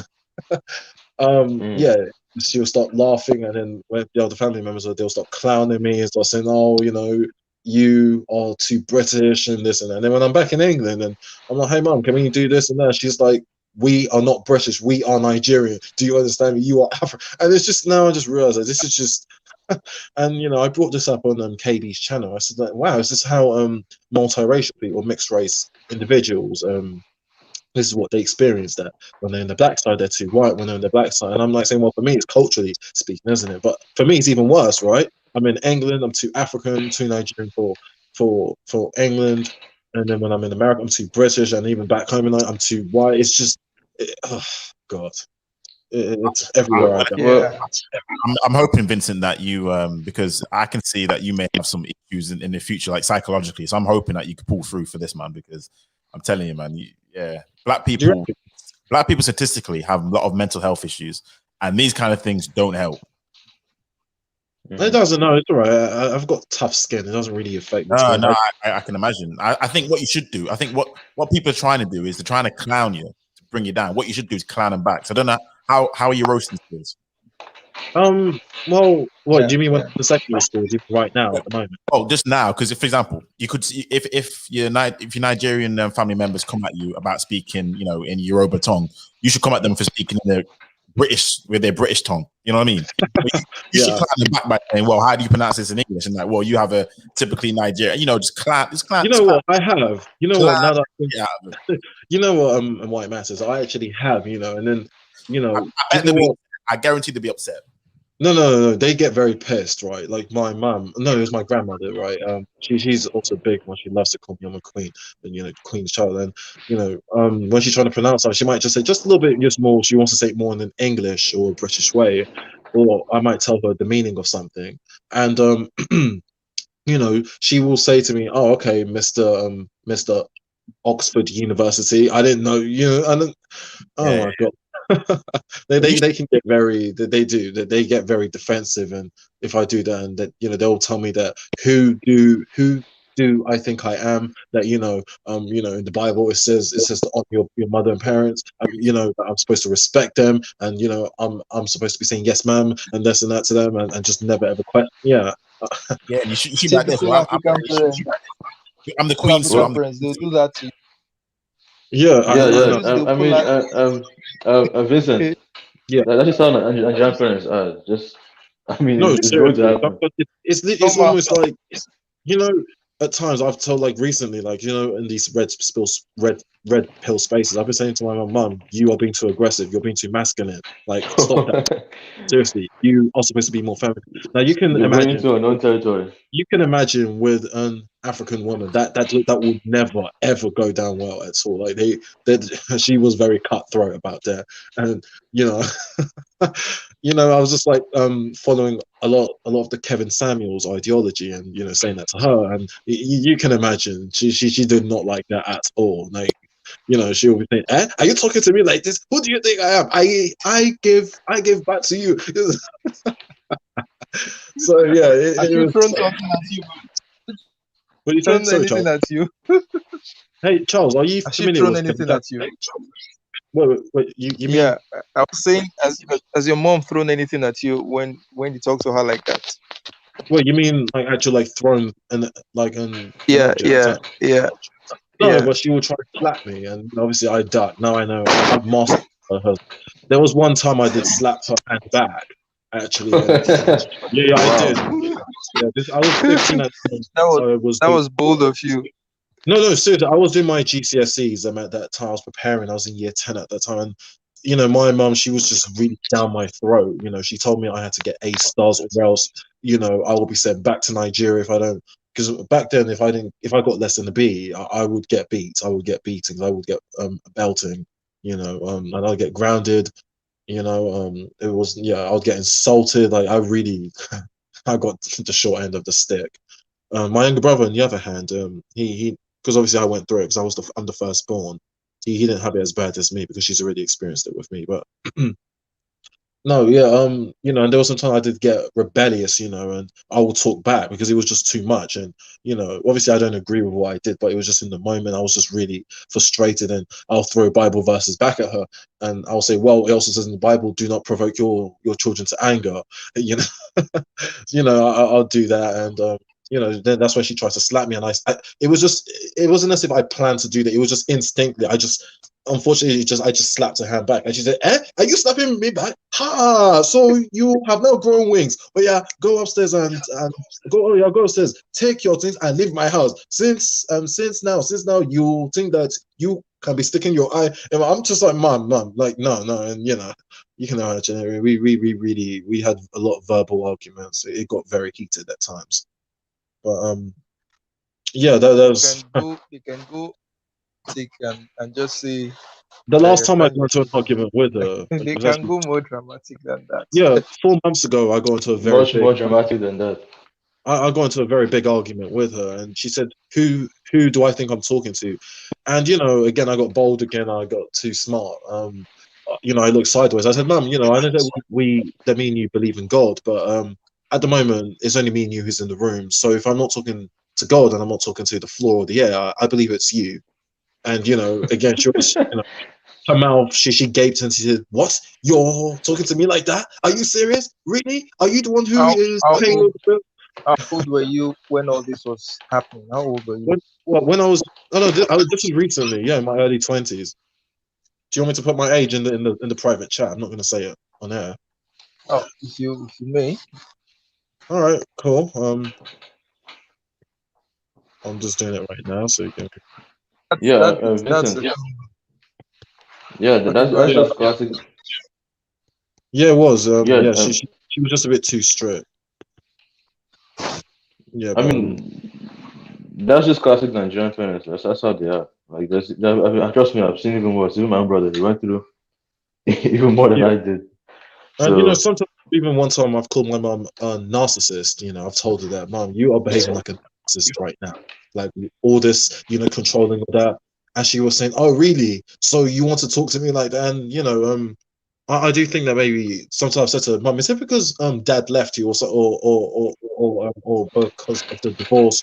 Because my mum and they divorced when I was around 6 or 7 years old. So, you know, yeah, and she will, you can imagine she got very, very defensive about it. Thank you guys, thanks, cheers. Yeah, um, yeah, yeah, that just did not go down well with her. But it's just sometimes she can be a bit too much, and sometimes she's talking to me. I'll just walk out the room because I'm just furious. Like I just can't. Yeah. What am I doing on the stream today then? Oh yeah, yeah, I guess it's my birthday today. Yeah, it is. Doing the stream today. Well, I don't know. I'm just having a conversation with you guys, right? I like talking to everyone. So yeah. And I'll say, I hope you enjoyed the day, and obviously, yeah. Thank you very much, guys. Yeah. Because I was thinking, these are not quite positive thoughts on today, so I'm like, you know what I mean? Oh, I don't mind. No, it's all right. Don't worry about it. My mom, she's currently in Nigeria at the moment, so I'm the only one at home. So I'm all right. All right, cool. But no, hope you have a good day, man. So, yeah. Yeah, thank you. Cheers. yeah, you as well. Have a good day, Vincent, and Thank you. enjoy your Thanks, day, by the way. but yeah, that was a bit about me. But yeah, thank you very much, Anne. Thank you. Cheers, everyone. So Yeah, let's talk about some. There's something that just came to my mind. I mean, if you look at Western media depiction of Africa and Nigeria, what you see is the horrible parts, the terrible right, parts, the parts where there's hunger, where there's right. war, where there's disease, where there's that Mhm. eternal fly that is always stuck in the mouth of that child. Right. I mean, why do they always depict Africa to be that? Do you want to go on White Matters or? I can. Well, I'll give my opinion on it. I think it's just because, I mean, in the UK we have a lot of charities and special events specifically for raising money for African nations. So it's not as if the Western world would be in its right mind to promote the riches of Africa. It would more likely promote the poverty of Africa to get people to donate. And I suppose even statistically, it still shows African nations, a lot of them, not to be in the most gracious of lights. And then also you got African seem to migrate a lot out to the Western world. So I think all of that contributes to we have a very negative perception of Africa just because we've not been exposed to the good parts. Because who would donate to a country that's rich? And also a lot of so many Africans are moving out of their home countries, and no one does that unless it's for economic reasons. Right. On the scale that a lot of Africans do. You don't get a scale of Brits moving to somewhere else unless it's retirement or something else. You don't get that kind of scale. So those things kind of contribute to your place must be a shithole, just to be honest. That's what it is. Right. Yeah, I couldn't even. Yeah, White Matters has pretty much said what I would, but even much better than me. So yeah. Now, I agree. let me give you a shocker. Many of these charity organizations, Like Save the Children. what they do, they're not really impactful in especially in Nigeria. They're Right. just a way for a few people to make money, people to get these funds, and don't really use it for the communities or the people that actually need them. So it gets to me. It gets me thinking, like, why are they throwing money at this? The fundamental issues here is not really the money. It's the attitude of those who should be in charge of doing certain things not doing those things, because a whole lot of money in terms of aid comes to Africa. I can tell that a whole lot of money comes to Africa. And if those monies were actually employed the way they should be employed, you'd have seen much more development in those areas which they were poured into. But it doesn't really happen. Some people just use it as a means of enriching themselves at the expense of the people that actually need those things. So I don't know. Maybe they should reassess the way those funds are being given. They should reassess the way. Do you know, Well, you've just yeah, you've just kind of said something which ties into the topic. Because what you should say now is Africa and aid, because surely we're giving African nations aid, which is crippling them because, as you've said, they're using it incorrectly. The governments are either corrupt or the people are just Yeah. enriching themselves as opposed to what they should be using. Wealth, because this is welfare. Aid is Yeah. welfare. So what Yeah. should happen is we're rewarding bad behavior. Like the welfare system, Exactly. it rewards bad behavior. It should be there Exactly. really for a certain period of time. Then after, like, I don't know, maybe a few years, that's it. So Yeah. should we now say African nations should receive no aid because that means they should be forced to do for themselves? What do you think? well, then that will just make it worse, wouldn't it? I mean, I don't know. I don't How worse can it get? I mean, what it matters, right? I mean, seeing what the type of leaders that we already even have in Africa, I'm just saying that I don't know. I mean, to be honest, I don't even see how the aid does even work and how it, because when I go to Nigeria, you do see poverty. It's right in your face. But I don't know if Charles wants to come on down TBC, you guys. see. Well, The Black Commander. I don't think.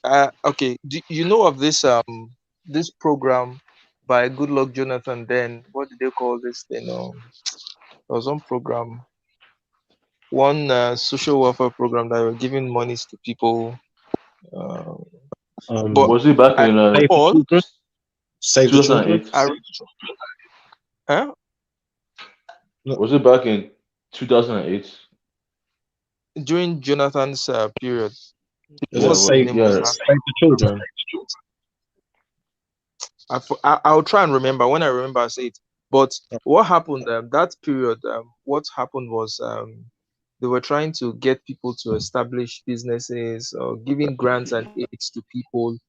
And I recall very well there was a friend of mine that told me that his friend's father got that money, and instead of using it for a business, he went to build a house for himself. Of course. He went to build a house for himself, and Well, okay. that I mean, I mean, I don't know. You watch AGOS's channel, right? Quite often, like you see the type of video he makes. yeah. Black teaching, it's amazing, right? He obviously likes to take petty jabs at Nigeria, and there is some truth in some of his videos, right? Do you see how that video he made where he said Nigeria, like there was a whole warehouse in Lagos? This was quite I it became viral, don't mind. where there was bags of rice that the West, I think it was America and the Western The countries, next to Nigeria to distribute amongst the local population. And instead of them to like hand it out to locals in Lagos, do you know what they did? Right, they thought, okay, well, they got all this free bags of rice that they're going to, resell it to their own citizens. So yeah, they that ordered in it. itself should even tell you that the government does not give a bloody damn about their citizens. So yeah. Yeah, I also heard about that thing too as well. But Charles, I recorded the program you're talking about, but I don't remember the name. Yeah. But I remember the program you're talking about, and yeah, of course, people using the money to go and buy cars, build house, I mean, build house in the it's horrible. village, It's terrible. that kind of things. And that's what Yeah. happens when you throw money at a problem that money is not really the issue of.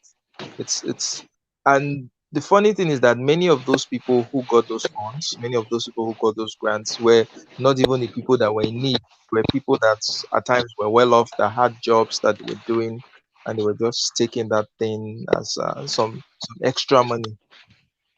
There are structural problems, there are foundational problems that should be addressed before money is poured into any situation. And if those things are not addressed, it's not going to change anything. It's not going to change anything. Anne says, can you discuss wokeness among Nigerians who live in Nigeria? How is BLM seen in Nigeria? Why doesn't BLM support Nigerians against Daesh? You know Why what? does BLM support the funding the Nigerian police?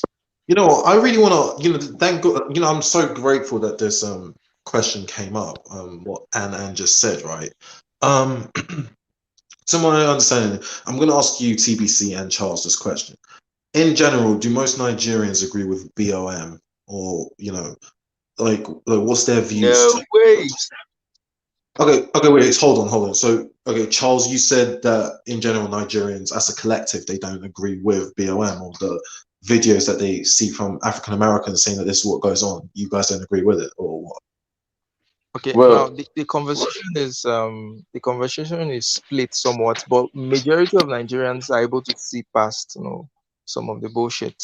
Majority of Okay, can you Nigerians. tell me? Can you like give me 2 or 3 points? Like, what type of BS do Nigerians see? Like what, for example? Like, what seems misleading to Nigerians as a whole? Like, why don't they sympathize with African Americans when they see police brutality videos? Well, see, when you see police brutality videos, definitely is going to bring out a visceral reaction um, in people. People are going to react to it negatively and say, "Oh, this is bad," and all that. But just like in America, where people there are certain positions, or there are certain um, groups, or the conversation, like just like in the US, the conversation is not usually straight. Some people act because the US is a place that a lot of people know about.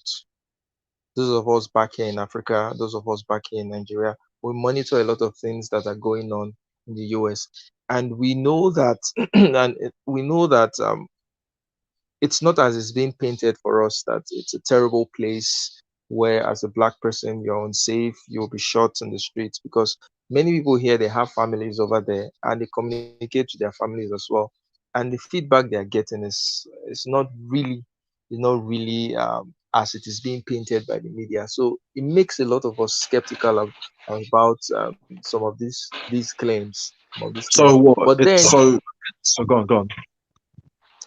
you will still see some on social media, especially the celebrities, because I think that's one of the ways where they usually try to push a narrative by using people who have influence on social media to push certain points. But generally speaking, when you talk about those issues, Nigerians they are split. They are not unanimous. They are not unanimous on saying that this is the experience of black people in America and this is how it is. They're being hunted. They're being killed. No, no, that's not. Okay, and yeah. TBC, can I So, get your response to that? well, like Charles said, it's a split, but I would say most Nigerians don't really. I guess they don't really full. They don't think that BLM is telling the full truth, and that's just how we see it. But Wait. So you said that they don't think that African Americans are telling the full truth. Is that what you're no, saying? no, like LM. the Black Lives Matter organization is telling the full truth. Not Okay. African Americans, the organization, right? Okay. Right. So, Gotcha. I was. Oh, sorry. Sorry. Carry on. Carry on. oh no, no, no, no. Go ahead. What are you about to say? No, I was gonna say, right. You see how like you said. I'm taking it that most Nigerians don't even agree with. Oh, Um. Go just on. quickly. Let me just finish my thoughts. Just quickly. Sorry. So Charles also mentioned that Nigerians, like, well, many of us have family who are already in the US, or we have friends who are already in the US and things like that. That's true as well, but I would say in general, Nigerians seem to think that the US is some magical country that you just go there, all your problems go away, and you start making money and everything like that, which is also a false perception as well. So, um, okay. So, in your opinion, right? Do you think? So you're saying that Nigerians don't really sympathize with African Americans when they complain maybe about issues in America? Is that what you're saying? Not exactly, but they think that the media is not telling the full truth. If that makes any sense. See, when a Okay. Nigerian Well, looks at if you're an African American complaining, see, this is what they see. They see like, come on, you're in sorry, the greatest Charles, country in the world and you're Charles. complaining. Oh, sorry, Charles. Yeah, your audio was kind of choppy. If you can say that again, and your audio, if you can make it more clear. Okay, so when Nigerians listen to such complaints by African Americans, they can't wrap their head around the fact that they are living in a country where most people want to emigrate to, and they are making those kind of complaints. I mean, many Nigerians will tell you that we would swap spots with you on the instant. Let us come and experience what you are saying what you're experiencing, Right. because Okay. So, they okay. understand the opportunities that are there. So Right. They understand you, but okay, right. Here's the thing, right? In response, and now I'm just only playing devil's advocate, right? So this is mostly, what I was just talking about, the hardships that African Americans, maybe as a whole, they say that they face, right? What about yeah. when the SARS came out, the SARS that was going on, the hashtag and all of that, right? And people were saying, well, aren't you in a black Answer. country? Like, you're wait, people that are in your lead, that are in the leadership, they look just like you. What is there to complain about? About the police brutality. So I'm just saying, like, do you see that's the equivalent, right? That's what was going on in America, and now it seems now it's the complete opposite. Now Nigerians, well, in the country, they don't seem to. No, If you see the the relation I'm trying to make right there, it kind of seems almost as if like it's almost like pick and choose with Nigerians, because when the SARS was going on, African Americans as a whole were very supportive of the movement, but it didn't seem to be reversed. There wasn't much support or love towards African Americans. But if you want to go on, either TBC or Charles. I see the okay. comparison you're trying to. As regards, okay, go on, Black Commander. Okay, I see the comparison you're trying to make, but it's not really the same. Like so, but Like, you are right in terms of the but one-sided aren't they both? support But in aren't they the both like police for being. brutality? It was all about police brutality in both Mhm. cases. So what exactly wasn't the same, if you don't mind me asking? Well, like see, Mhm. SARS is not really about race. It's more about just police being bad people and killing people for no reason. Whereas Black Lives Matter is trying to say that the police in America is shooting black people for no reason as well, which it does happen. Don't get me wrong, but I think many people here feel as if a lot of Americans complain too much. If that makes any sense. Can I? Which Well, okay, so sorry. I think it why. is ignorance on our part because a lot of people just think that America is so great and why are you complaining, right? Yeah, I But mean, for an American who was go ahead, Sorry. go ahead. My Right. apologies. no, that's fine. That's fine. I didn't want to cut you, but I think a lot of it's all relative. And here's what I mean. And I'd like to use a sporting analogy. I don't know. Do you like football or say soccer? I don't know if you like football or anything like that at all. If I was to, Let's put Yeah, it of when course, you're of course, of course, I like football. Yeah. of course, awesome. So a team like Manchester United are Hmm. not happy by getting in the top four of the Premier League because their standard is higher than a team like Sheffield United, who are trying to stay in the Premier League. So Manchester United will be the US, and Sheffield United will be maybe Nigeria. Now, Hmm. a player who plays in Sheffield United was thinking, "Oh, you Manchester United players have it easy because you get to go for the top four." But Manchester United player, well, I'm still not happy because our standard is higher. So it's all relative. I think Americans Exactly. look at their standard of saying it's all relative to them. So just because you're in a good place, it doesn't mean you are in a good place. A Hmm. lot of times, all relative. You would probably kill to be in the US, which is true. But someone who's born in the US will be like, well, our standard is higher, therefore we expect higher. right. Um, Therefore, certain things are different. The average of income in the US is still the average. Not everyone's a millionaire. Not everyone's a billionaire. Most people in most countries are living salary to salary. That's in US, UK. Most people, even though the standard of living is higher, it's still the average. I hope that makes sense. Of course, it makes perfect sense, and I'd like to add something as well.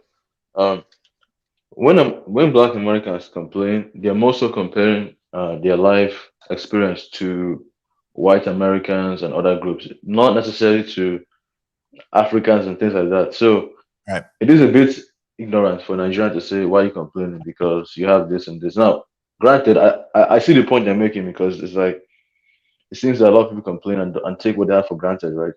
But if you're a Black American, you're born here and like you're born in America and you're raised in America your whole life, and you see that white Americans might get better treatment and better opportunities, of course you complain because it's like it's not fair. Yep. So that's why it makes sense. And um, why it matters, you broke it down perfectly. Yeah, I mean, and that's it because I think even probably like Nigeria is quite a very, in comparison to other African nations, richer, which I'm sure other Africans probably go to Nigeria for opportunities, and they'll probably look at some Nigerians and think, "Wow, you've got a lot of opportunities. Why are you doing this?"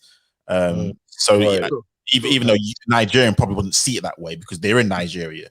Right. So I always think there's always that angle somewhere. Yeah. Someone always thinks that they have a better opportunity somewhere. You know what, White Matters? Now that you said that, right? That is actually true, right? And TBC and Charles, I'm sure you both can attest to this, right? For example, the Lebanese, right? Mhm.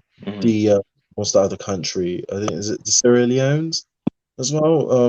And there's in one other country as well that they come to, and even surrounding like Niger Republic, and yeah, they come to Nigeria a lot. Why? Because there's more opportunities to me, especially in Lagos, right? So again, right, this is the same thing like that, where oh well, why are you complaining in America when other Africans do come to Nigeria? Because I guess it's more, the standard of living, or just conditions are just much more better, or there's just more job opportunities there, and they can make more money there, especially the Lebanese community. That they just, yeah, a lot of them in their country, they see Nigeria as America. So a lot of them, if you guys, yeah, it's true. If you guys Yeah, did not know, that's yeah, that. Yeah, True, true.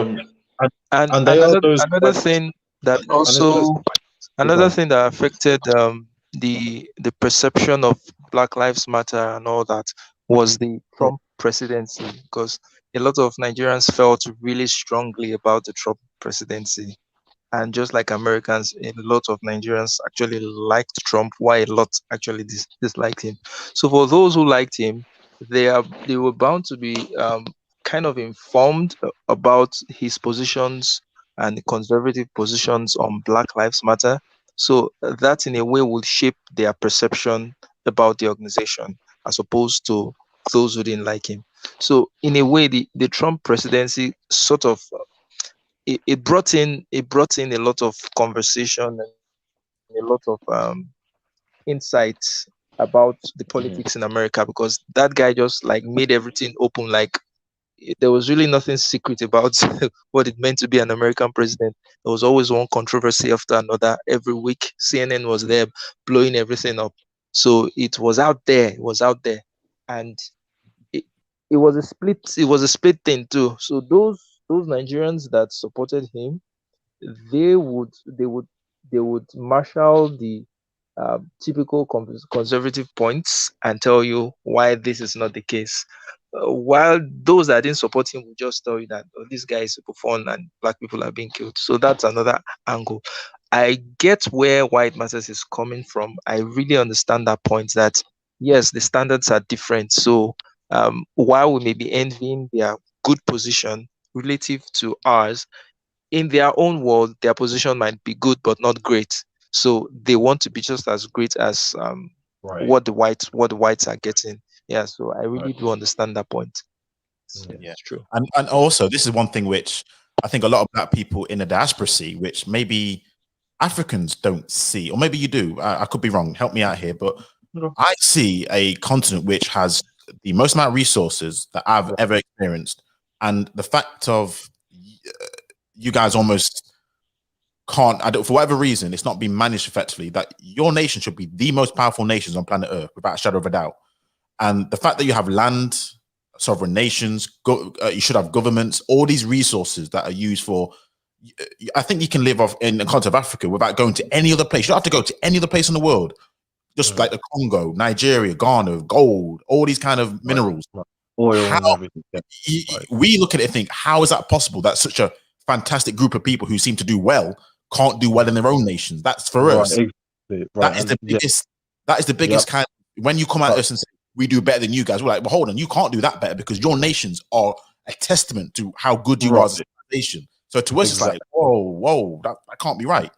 Right, exactly. And you know what? I'm going to have to agree with you that, like, Myers, right? You know, especially when it comes to academics, right? Africans, they seem to do the best out of all in the West. I'm saying in that department, and I guess doing well. I guess maybe socioeconomically speaking in the West, but when it comes to the continent, to the countries back home, it's a completely different story altogether. And I would like Charles and TBC to respond to that. What's your what's you guys' thoughts on that?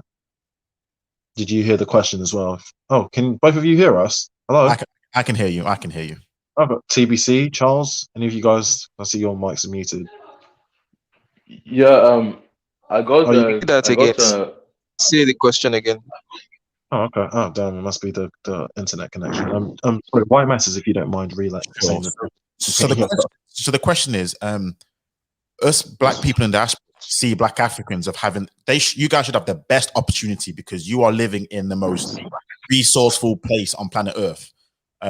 So why is it that you guys have not been able to yet manage to get your nations to a Western typical nation, given the fact you have so many resources, you have so many, bright people, it seems. Why is it that you guys can't take advantage of what you guys have where you're at? What's holding you back? Is it the white? Is it the white that's holding you back? Well, there are several factors. There are several factors. Firstly, let's hit them. In the 70s, after the Civil War, our then president said, "Our problem is not money. Our problem is how to spend the money." And that still holds true today. Our problem is not lack of resources. Our problem is utilization of these resources. That is the problem. And very key to that is leadership.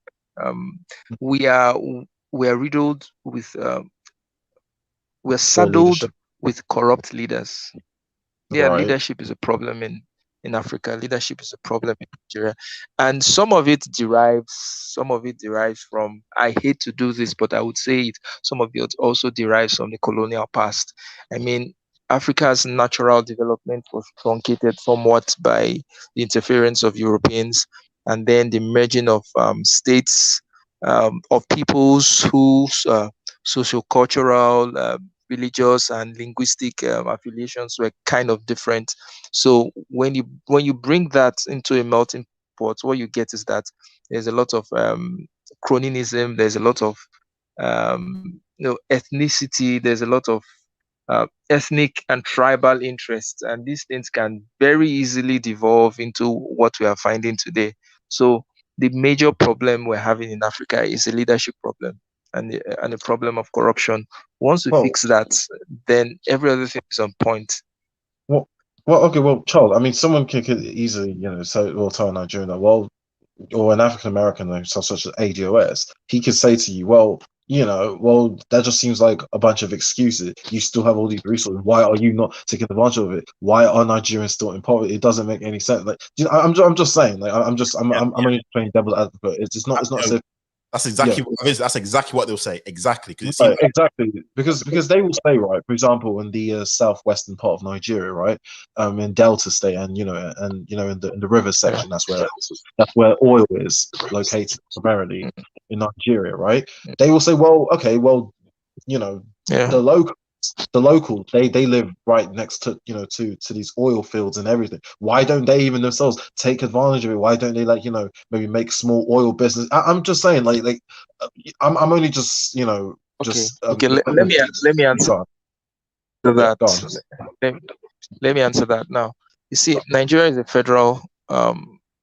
We operate a federal system, and there are a lot of things that are on the exclusive legislative list. It means that there are some things that only the federal government can do. Take, for example, Right. the oil, in terms of management of our oil resources, that is Right. exclusively in the purview of the federal government. And in fact, some modular refineries, some little refineries have sprung up, indigenous refineries in the Delta and other areas, and they Right. are illegal to the government, and they are destroyed. They are taken down. You get it? So there is really no way that the people in that kind of condition can Can take advantage of capitalize that off that. resources. Yes, Right. they Right. can't do that, because ever so often the military goes into those regions to destroy those in quotes illegal refineries. So the federal government, it's unlike in the US, where you have like in the US um, you have states being independent and contributing to the center. Here it's the other way around. I mean, it's the federal that's in charge of most of the resources, and then gives to the state. So there's really no incentive for the states to be innovative at times, and you have to wait for all the bureaucratic processes. You have to wait for the federal government to take certain things. Another thing, electricity, which is very, very key to the development of any nation, is also in the exclusive legislative list. It means that the federal government is in charge of electricity, and they've not been able to make anything out of it. But if states were in charge of their own electricity, if states could generate their own electricity, somewhat it would be better. I mean, to make the states much more competitive. A state Well. like Delta State has gas, Well. could exploit that and sell to other states, but it's not. Well. It's not. Okay. It's not. I'm gonna ask. I'm okay. I'm gonna refute it and then just say very. Again, I'm just playing devil's advocate because I do agree. And I see. I agree with what you're saying. But ADOS will respond back and say, "Well, do you remember that live stream? I think that was the very first live stream I had. Well, where I saw you and ADOS. It was on his channel, right? Yeah. When you said to him that, okay, well, the leaders that for in African American areas predominant, right, where they elect their leaders, Yeah. right? Why don't they do Yeah. and bring back the bacon to their community? Well, he could respond and say, well, okay, well, in Nigeria, right, don't you elect people that look like you or people from your own country and community? What are they doing for their community? What, for example, let's say, what is there representatives, like local government representatives for Ajegunle, right? Is there in Lagos? Yeah. I'm not very familiar with the political system in Yeah. Nigeria. There is, right? Okay, Yeah. fantastic. Well, why aren't the local government representatives doing enough for places like Mushin or Ajegunle, which are like one of the worst ghettos in the whole of Nigeria? Because I've been there myself. It's poverty. That is extreme poverty. Yeah, I cried when I saw those areas. Why don't the local government or the representatives that represent the people of Ajegunle and Mushin, why don't they bring back, like, what are they doing? Why are there people in poverty? What's your response to that? Okay. Um. Yes, you have a point. You can say, why don't our leaders do all that? But Mhm. it's also a failure of the political process. I mean, in Western nations, um, the vote is very powerful. It's not so Oh, here. so, It's not so much here. I mean, well, yes, it's not so much the case here. Politicians don't really, really need your votes to get into power. So they could just How as does it work? easily rig Sorry. themselves. How does it? How do you? So how does a leader get elected? It's not through voting. vote, right, yeah, even I, Yeah, there's was a semblance of a voting process, but it's all so pretty much the local average man in hijacked. Nigeria, if he It's all votes, he doesn't hijacked. really. There have been cases during elections where boxes. Sorry, you're cutting Can out. you Sorry. hear me? There have been Yeah, I cases can where hear you. ballot Yeah. boxes. Oh, Okay, hello? okay, good.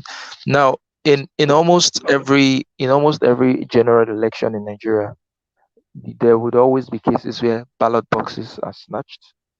There would Mhm. always be cases where extra ballots are thumb printed by people who are not registered voters. There would always be cases of underage voting. There will Mhm. always be cases of multiple votings and all Right, that. And there will right. always be cases of thugs being brought into the electoral process to truncate the whole thing. So if you want to blame Nigerians for the choice, I would say to a large extent we don't really have the choice to pick our leaders, because the electoral process is broken. It is It's broken. not. So If it's not we in a had the choice, so it but- has the but- semblance of a democracy, but it's to me it's not. It's not. okay. So Charles, wait. So obviously, me, because I don't live this. Obviously you and TBC know a lot more than me on this. Because even I'm also learning like why it matters. Because politically speaking, I don't really know the Nigerian political system. But is Nigeria a democratic country? Would you? Does it say in the constitution? Is it a democracy, or what's your take on that? Yes, in paper or in theory, yes, it is. And there have been pockets of free and fair elections here and there. There have been instances where the people insisted on making their votes count. Very rare instances, and their votes did count. Like in Edo State, your Mhm. state, Vincent, the last Right. election, the current governor was in the opposition party, and somehow he had trouble with his party, so he had to switch to his current party. Normally, it's the party that holds the incumbent. The party of the incumbent naturally would always win because they have all the machinery of governance, and they have all the machinery to do all the rigging that they want to do. But in this instance, the people of Edo State, they were able to stand their ground, and they came out and they voted overwhelmingly Mhm. for the person that they wanted, and he won. He won it. But that is rare and cannot be repeated in a large scale, especially in terms of a general election, because Presidential election. Right. Right. yes, especially in the presidential election, there's a Mhm. whole lot at stake. There's a whole lot of um, underage voting, like I said earlier, Right. different places. So it does happen that at times the votes of the people will prevail, but in most cases, if they come to a polling booth and they're shooting sporadically into the air, what happens? People run for their lives, Oh, and of course. and they just Naturally. let it happen. Yeah. So Yeah. until we get that political process right, where the votes actually count, when the votes count, really do count, then a whole lot of these things will change, a whole lot of it. And the previous president, Goodluck Jonathan, he was really moving in the direction of making sure that votes counted until his government was truncated by the current regime and all that. So it seems like we're taking some steps forwards and then taking some steps backwards in terms of the political process. So our political process is reminiscent of maybe the Middle Ages Europe. I don't know. It's still very very Mm. crude. Still very crude, and that is the major problem we're having. That's the major problem because as a Nigerian, okay, talk about economic growth and all that. Nigerians actually do try a lot because looking at the basic amenities that many people in the West enjoy, there's electricity, there are Right. good roads, there's water supply, Right. Right. there's gas supply and all that. But Right. here, most citizens have to provide those things for themselves. So if you're going to run a business, it means that you're going to be a mini government of yourself. You're going to Right. provide your own electricity, it's like your own security, and so many other things. So it's a mess. Really, it is a mess considering the level of resources, both human and material, that we have. Can I It's not an excuse, but it is what it is currently. right. Just also, this is a question I've had. So in Nigeria, right, let's say you want to run for presidency or okay, let's say local governorship, right? Yeah, You're supposed to be a citizen, is that correct? Yeah, yeah, you yeah. You have to be a right, citizen. right. Are you supposed to have been born in the state or in the country to be able to run? Or Okay. So now there are laws in theory, and there are also what happens in reality. Take for example, in the state level, if you want to compete for any position in a state, you right, must have lived in that state for at least 7 years. okay, So, like myself, I was born and bred in Edo State. I've lived there for the most of my life. So, if I wanted to contest, I could actually contest. But for the mere fact that I'm not from that state, for the mere fact that I am from another state, you're not going to get the support, Oh, is that even so? though Really? theoretically, even though legally you could run, and there have been cases of, but you're not going to get the support of the people. They will still look at you like you're an outsider. You're not from this state. Why would you want to come and rule us and all that? So Right, that right. is it. Because you know, because when I was younger, and when I was still in secondary school, and I was still living in England at the time. I remember I was on holidays, and I was really big into politics back then. I was thinking I was going to study political science before I changed, and I'm studying something else now. You know, and that's when my family were just laughing at me, and you know, they said I need to Nigerize myself, I need to Africanize myself because I'm too, I behave and I think like a white man. That's what they said. You know, and I said, well, why not? Am I not a citizen? Am I not, you know, I'm of Edo origin, like I'm from that state. You know, my grandparents, great grandparents, that's you know, our people, my people are from that state. So that's why I was asking, I was wondering if that was possible, but. Okay, let's just say someone like me. Do you think It's possible. It's for you. It's possible if you are from the state. If you are from that state, it doesn't matter if you've been there all those while.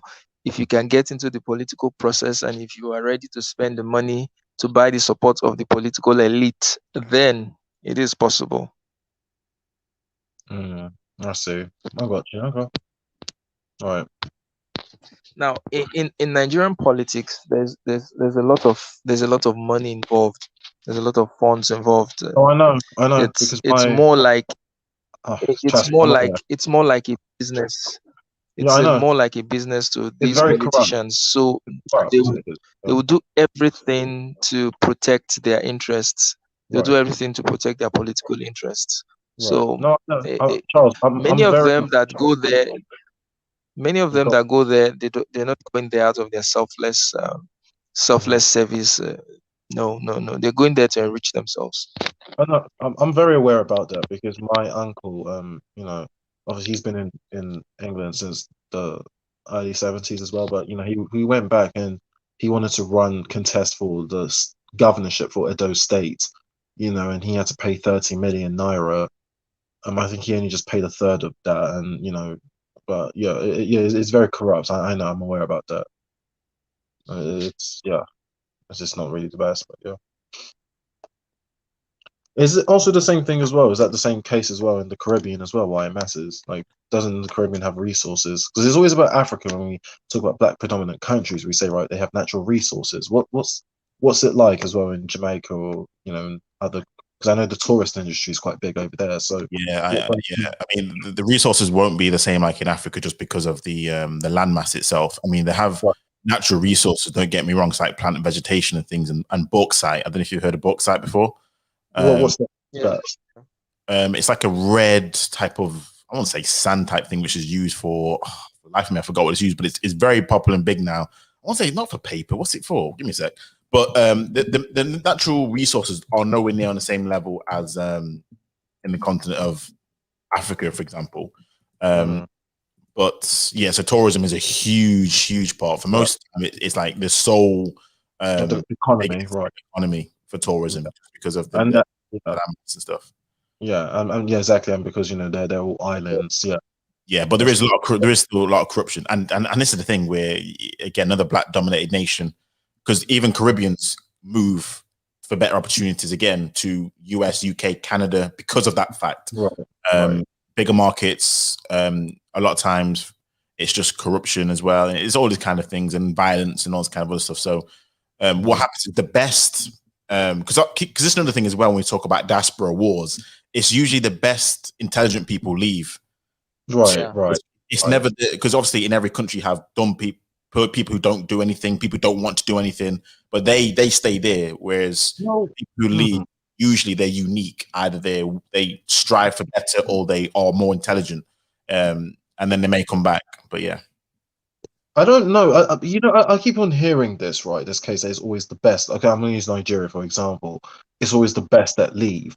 Um, and the funny thing is, right? I've spoken as well, even well here in America, right? I've come across a lot of Nigerians that you know they grew up in very, very poor, um, backgrounds. They came from poor background, and they were lower socioeconomic status, and they were very average at best, I guess, when they were in Nigeria. But when they came to America, they studied. They decided that, look, oh, I can be a doctor. It's more easier to attain an upper middle class profession and to attain that type of lifestyle. So they worked extremely hard, and they spend hours. Some of them they do 60 to 80 hours, taking 3, 4 jobs, and maybe for a couple of years before they make it big. And suddenly he's like, oh well, he's one of the best. And that's why I'm just saying I don't think it's the best. Like, a lot of them are also average as well.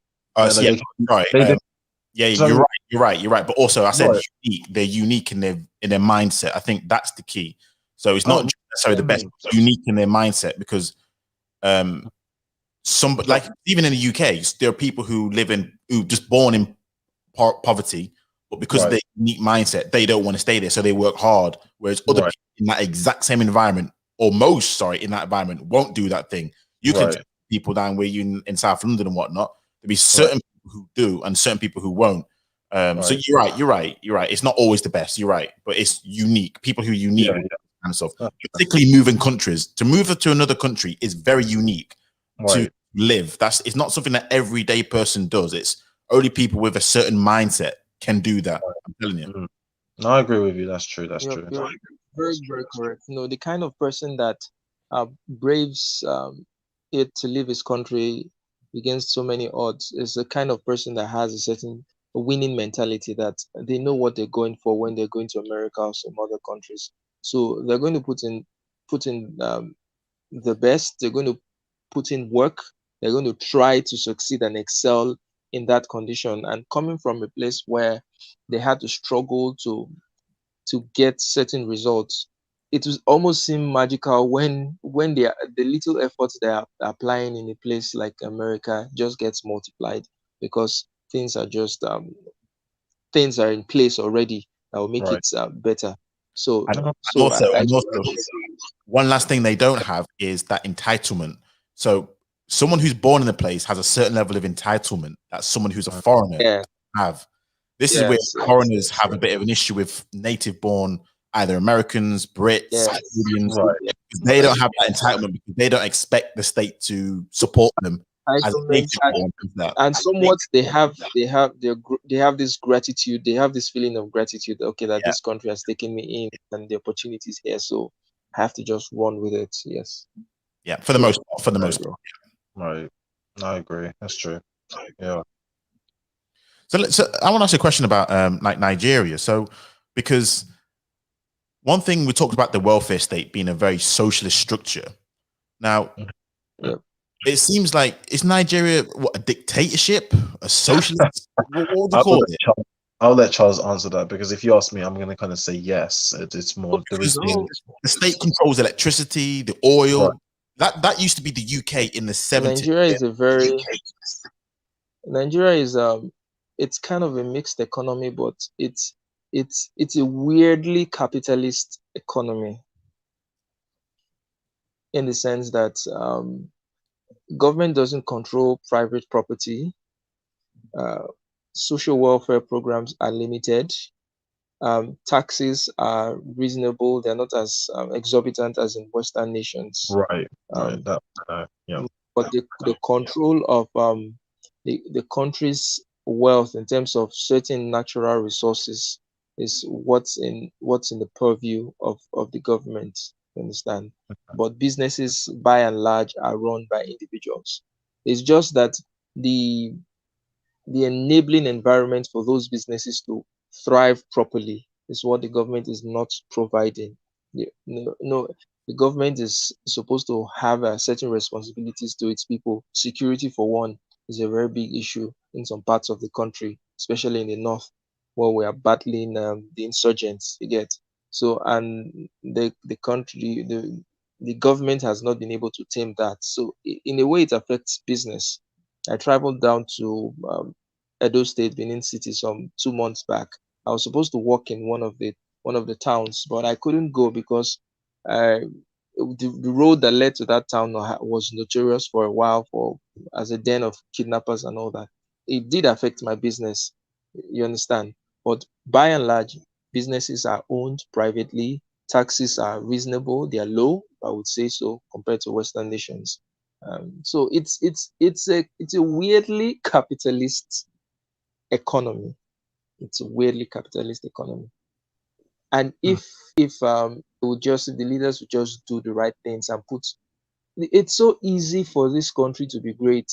You just need security, you need good health care, and you need good road networks, and you need electricity. Once those four things are in place in this country, no, things would be so great. Those are just the basic problems that we're having. Let me ask you this question then, because this might be a very loaded question, but go on.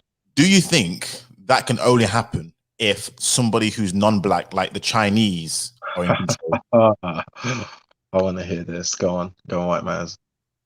Because obviously the Chinese are in Africa right now. So with their, I don't know, do you see it happening under black people's control, or does it have to be, let's be honest, another colonizer that has to do this for you? Again, this also ties into race. Colonization in this age, colonization is not fashionable, and it's never going to happen. And the Chinese are not they're not looking to colonize any nation. The Chinese are hungry for resources. They are hungry for power. They're looking for economic leverage. They're not so much engaged with the Western concept of trying to dominate you politically or ideologically. They're not going to make that mistake that the West made. They are buying influence with their loans and all that. They just want resources, and they know that Africa has the resources. So they're going to flood you with loans and all. They're not involved in our governmental processes in any way. They're more involved in because business angle of things in business. Surely what you just described is financial slavery. Right. So why you may be right in terms of because Chinese are smart. They've seen the old school model, but now they change it, because if they give you loans and you default, economical enslavement, right? Yeah. So aren't China now controlling what the government has to do because you have to pay the loans back? Right. So isn't that a form of just economic slavery? And a perfect example of that, right, is Sri Lanka, just off the coast of East India, where I think it's their ports, and also in Kenya as well. They own a section of the port just for them, and some areas, huge acres of land just for them, because the state they couldn't pay back. So they said for the next 99 years, if you can't pay, there's 99 years will we own this land. So what's your response to that? I would like to hear that, Charles. Okay, that problem is that the China problem is really not a problem in Nigeria, because we're still our dealings with the Chinese in terms of taking loans is still reasonable compared to some other countries like Kenya and other East African countries. So I think we're safe. We're safe from that. The Chinese don't own. They don't. You said? No. So you mean for now? Because in the future, I'm just saying, how corrupt Nigerian authorities are. If they offer them $1 billion, which doesn't seem like anything to the Chinese, I'm pretty sure they would grab it. Like, why not? They will further enrich their pockets. I don't see that happening. I don't see that happening. Look, Charles, how very corrupt. Like I've always said, Nigerian authorities, they are the most corrupt out of all black. In my opinion, I think that they are. I don't know. I really don't know how you can't really see that, like, not agree that they wouldn't accept like that. Nigeria is still a very rich nation. Nigeria is still a very rich nation, and it can still generate of funds from so many things. So I don't see that happening. I really don't see that happening in the case of Nigeria. And the inroads that the Chinese have made in Nigeria is minimal compared to some other countries. It is. Oh, no. Well, I guess I think that's where we in the diaspora see things so differently. And again, right. we just see it as another situation where you guys are good. I hate using this word, but seem so docile to something that's like gonna on your doorstep. Right. I know you're not. You're living there, so you see things differently anyway. But to us, we're like, hold on a second, because I watched a video on China and Gambia in terms of the fisheries on the coastline and what they're doing to it, and I'm like, that's right on your doorstep. So for me, when China started buying up, the US companies and stuff, they don't like it. In the UK, we don't like it because we fear, and maybe it's just a fear that we have, that we get taken over by China, because no one just buys up land and puts nations in debt for no reason. They do it because they want to control something. So maybe it's just our propaganda. I don't know. I mean, I don't know if that's really propaganda. No, Go on. See, the Chinese, they have a goal of global domination.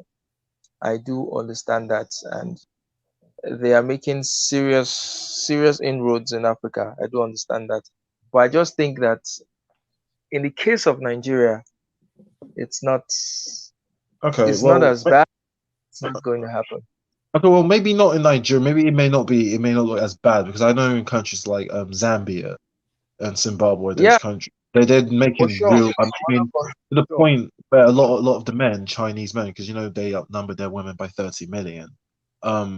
They're coming into a lot of Africa and they're marrying African women, like I mean, by the hundreds, almost into the thousands, and they're having a lot of these mixed. And I heard there was a report that they're now doing it in Nigeria. When because my grandmother, she owns a lot of property in some acre of land in Mushin, right? Some of the tenants, they were local Nigerian girls. They all had half Chinese, half. They look just like mixed race babies, but they just have Chinese eyes. That's just the only difference.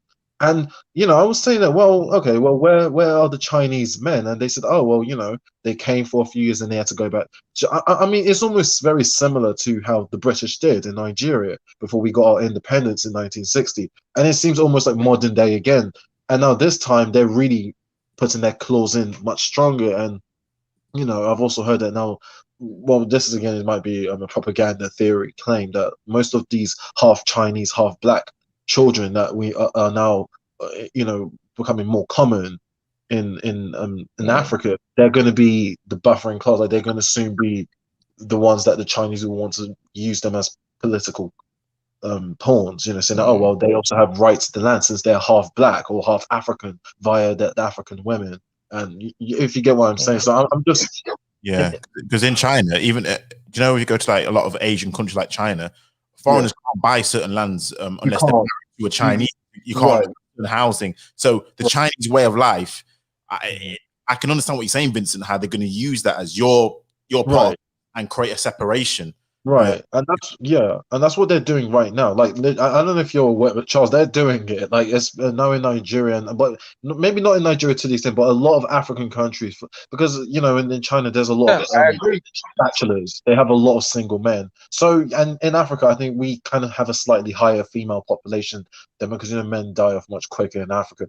So they're just coming and they're just swooping in African women left, right, and they're just impregnating them and just giving them all these I was about to use a bad word. All these out of wedlock, half Chinese children and half African. So I'm just saying, in future, I wouldn't be surprised that the half black, half Chinese, like, that's going to be the new mixed race in Africa. They're going to be, especially when they come to political positions, the Chinese are going to be controlling them and say, well, they have just as much right to African soil or African land like me and you, because there's their blood right because of their mothers, right? But I don't know. What's your response to that? True.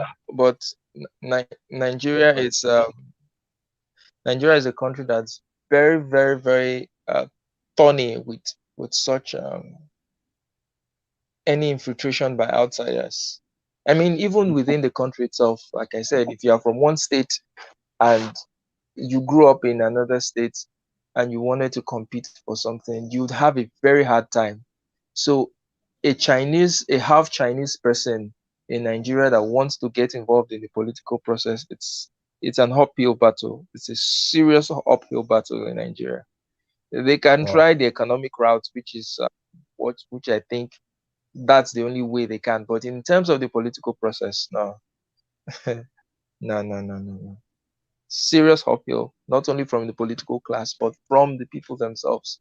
Because Mm. there's still this very strong ethnic, Pride, tribal pride, state pride. sentiment. Well, you know what? Yeah, I so mean, and I do agree maybe to some extent because look, even the way I was treated when every time I go back to Nigeria, they make it very, very clear that I am not one of them.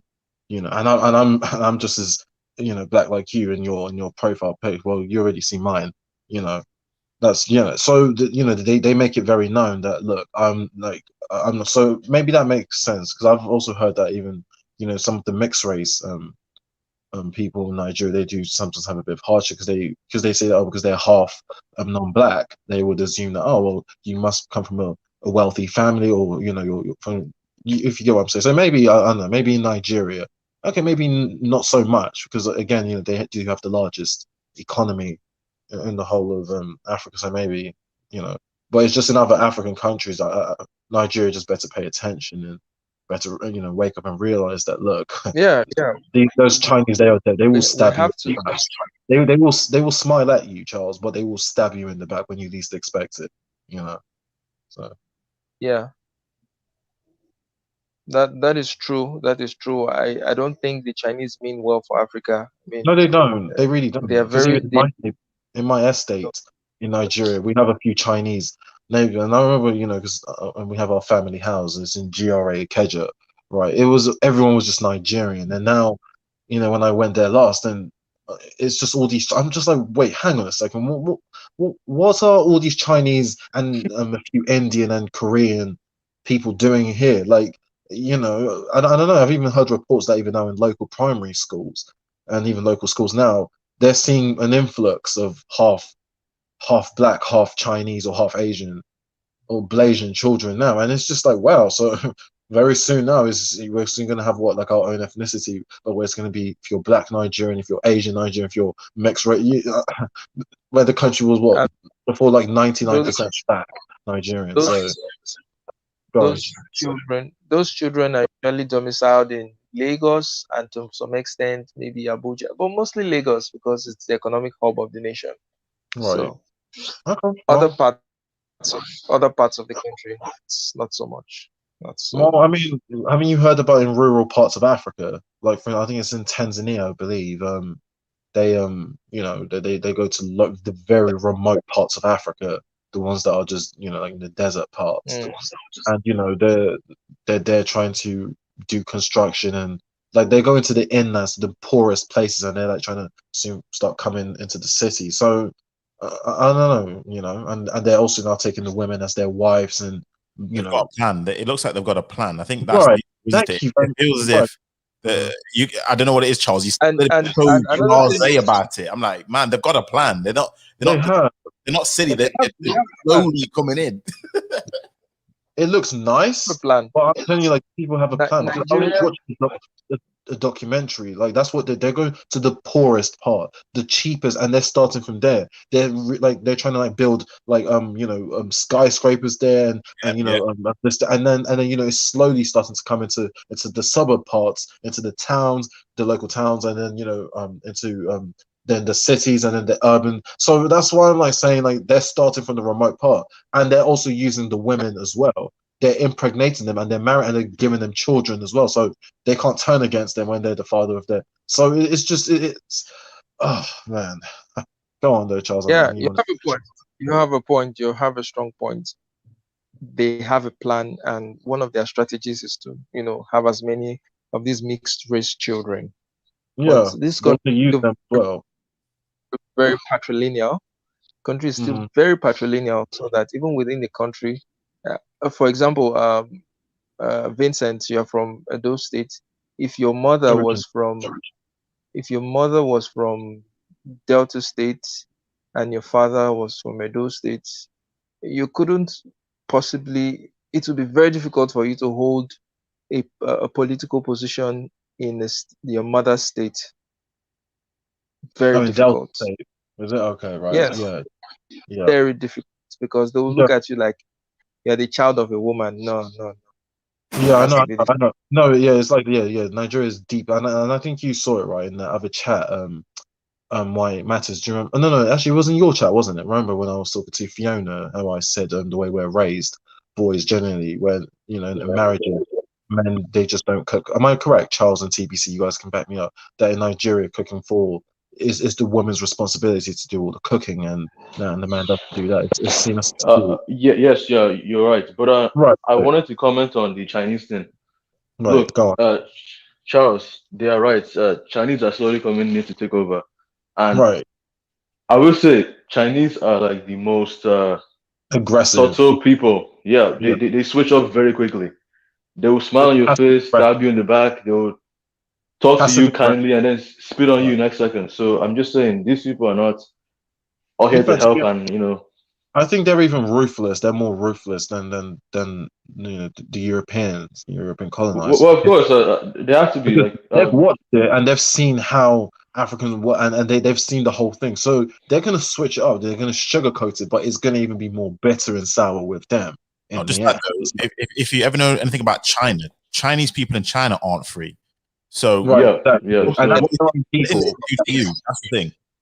And you see how True. they did to, and I'm sure you guys, right, Charles and TBC, you saw the way they treated Nigerians in Guangzhou, I believe, in the southern region of mhm. China, and Nigerians, they're very ambitious, they do well generally when they're in other countries, but they were thrown out of their apartments, their houses, even their businesses, they just it was all Yeah, closed. yeah.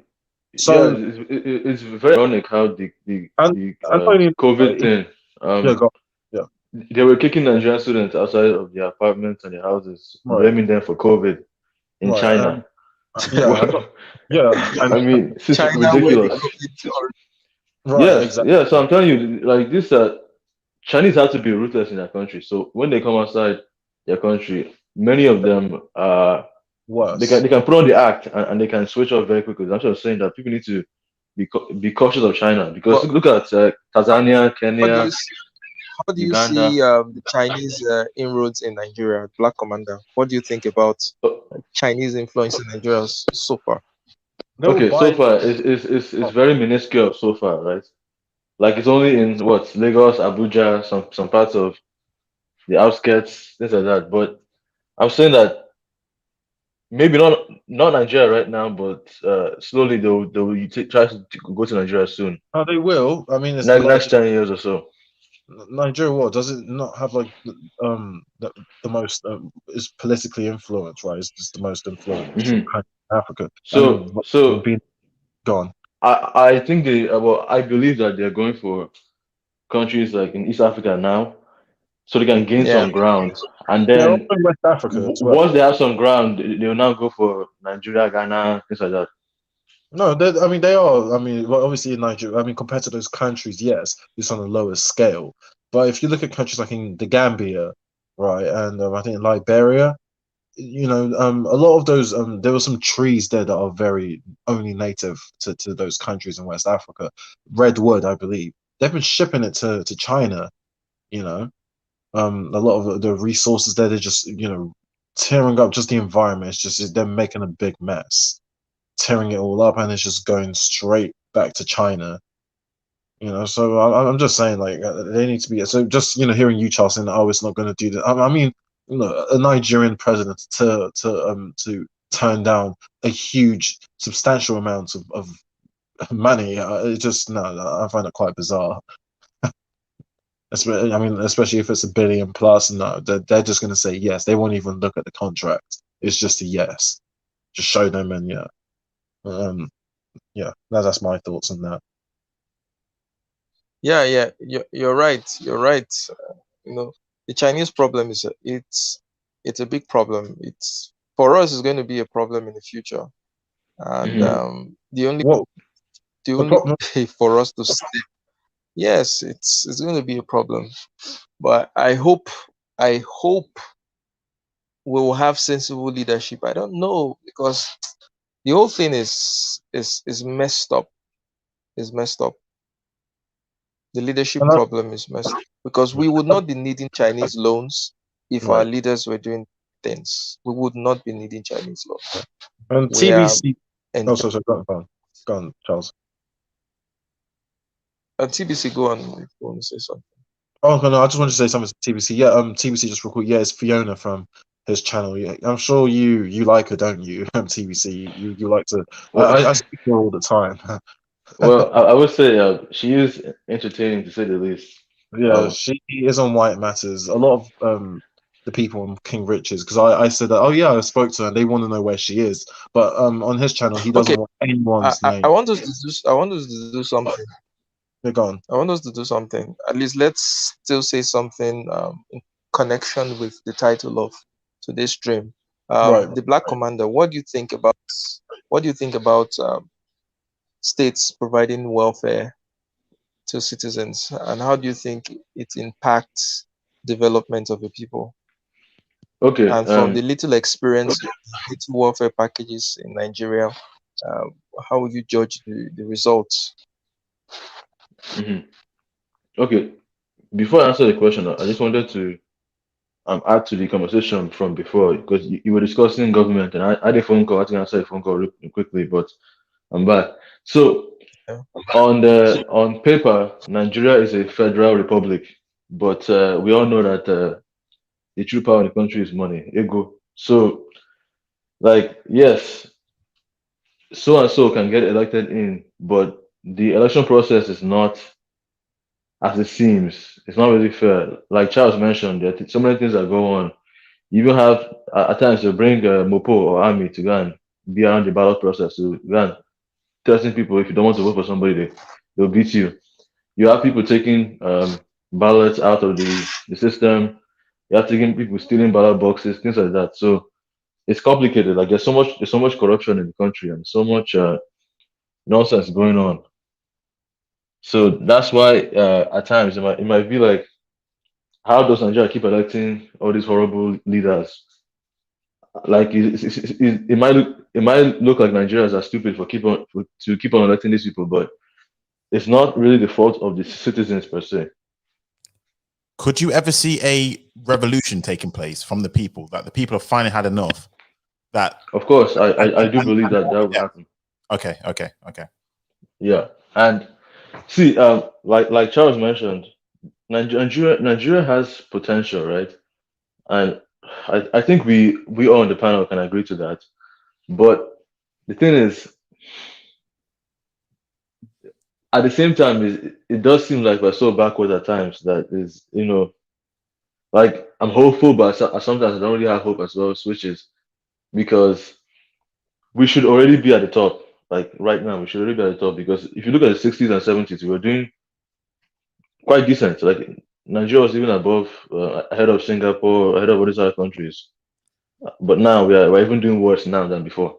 But is that because of you were under colonial rule? Now you're under your own rule. It's changed. No. Like when we were released from colonial rule, the first few years, from what I've heard at least, like we're doing well. We're doing well for a little while. Yeah, Then I don't know what happened. which is just the almost the last over parts of the British governments. Now you guys have taken over. Now it's like, oh god, that's how it seems to us. Well, also, not exactly, because you have to realize that the British left power with the Fulanis, and it's okay. Now, not to sound tribalistic or anything, but Fulani, like many of the leaders are also extreme Muslims, and when you mix tribalism with religion, it becomes some kind of new monster to deal with. So that's what's going on right now. Even Right. I think even Charles can attest to this. How many people do you know who voted for Buhari? Hello. I don't know much of them. But apparently Buhari won the election by a huge margin. We're supposed to believe, but I don't even know up to 5 people who voted for him. So it's a bit, yeah. It's just at times it feels hopeless when you're here, right? That's the thing. Oh wow. Okay. And okay, and to answer your question about welfare, does have some benefits, I will say, if someone is in poverty and need food right away. But in long term, it makes people have that infantilized mindset. It's like you can't just throw money at somebody and fix the problem. That's not how it works. You have to teach them how to be self-reliant, and that's what's happening in the like Western countries like US and maybe even UK and things like that. Like, well, when you throw money at people who are already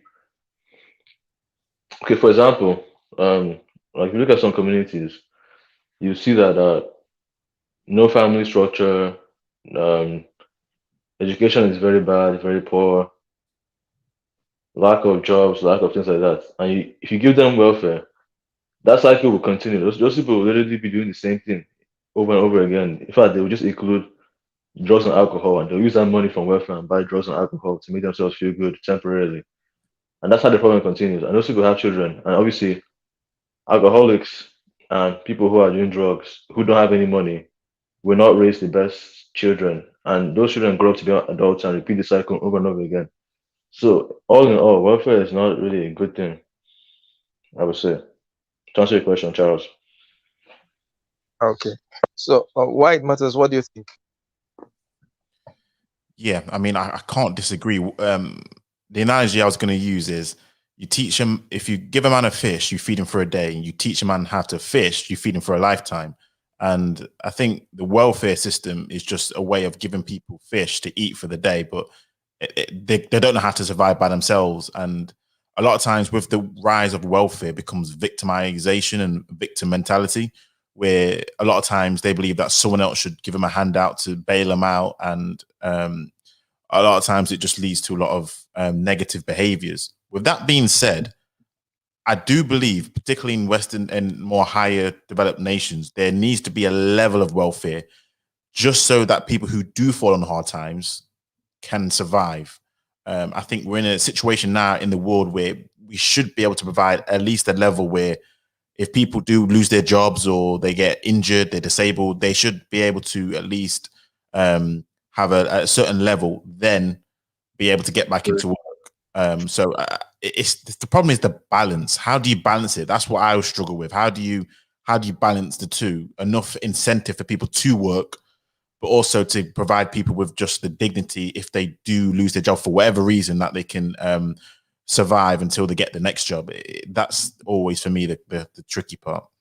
Well, I mean, right now, right? I don't know if it's going on in the UK because obviously, right now I'm living in Florida. They were handing out $1,400 chips because it was on a national scale, right? And I believe the same thing as in England. Is that the same as well? Is there like checks going out? We call it furlough.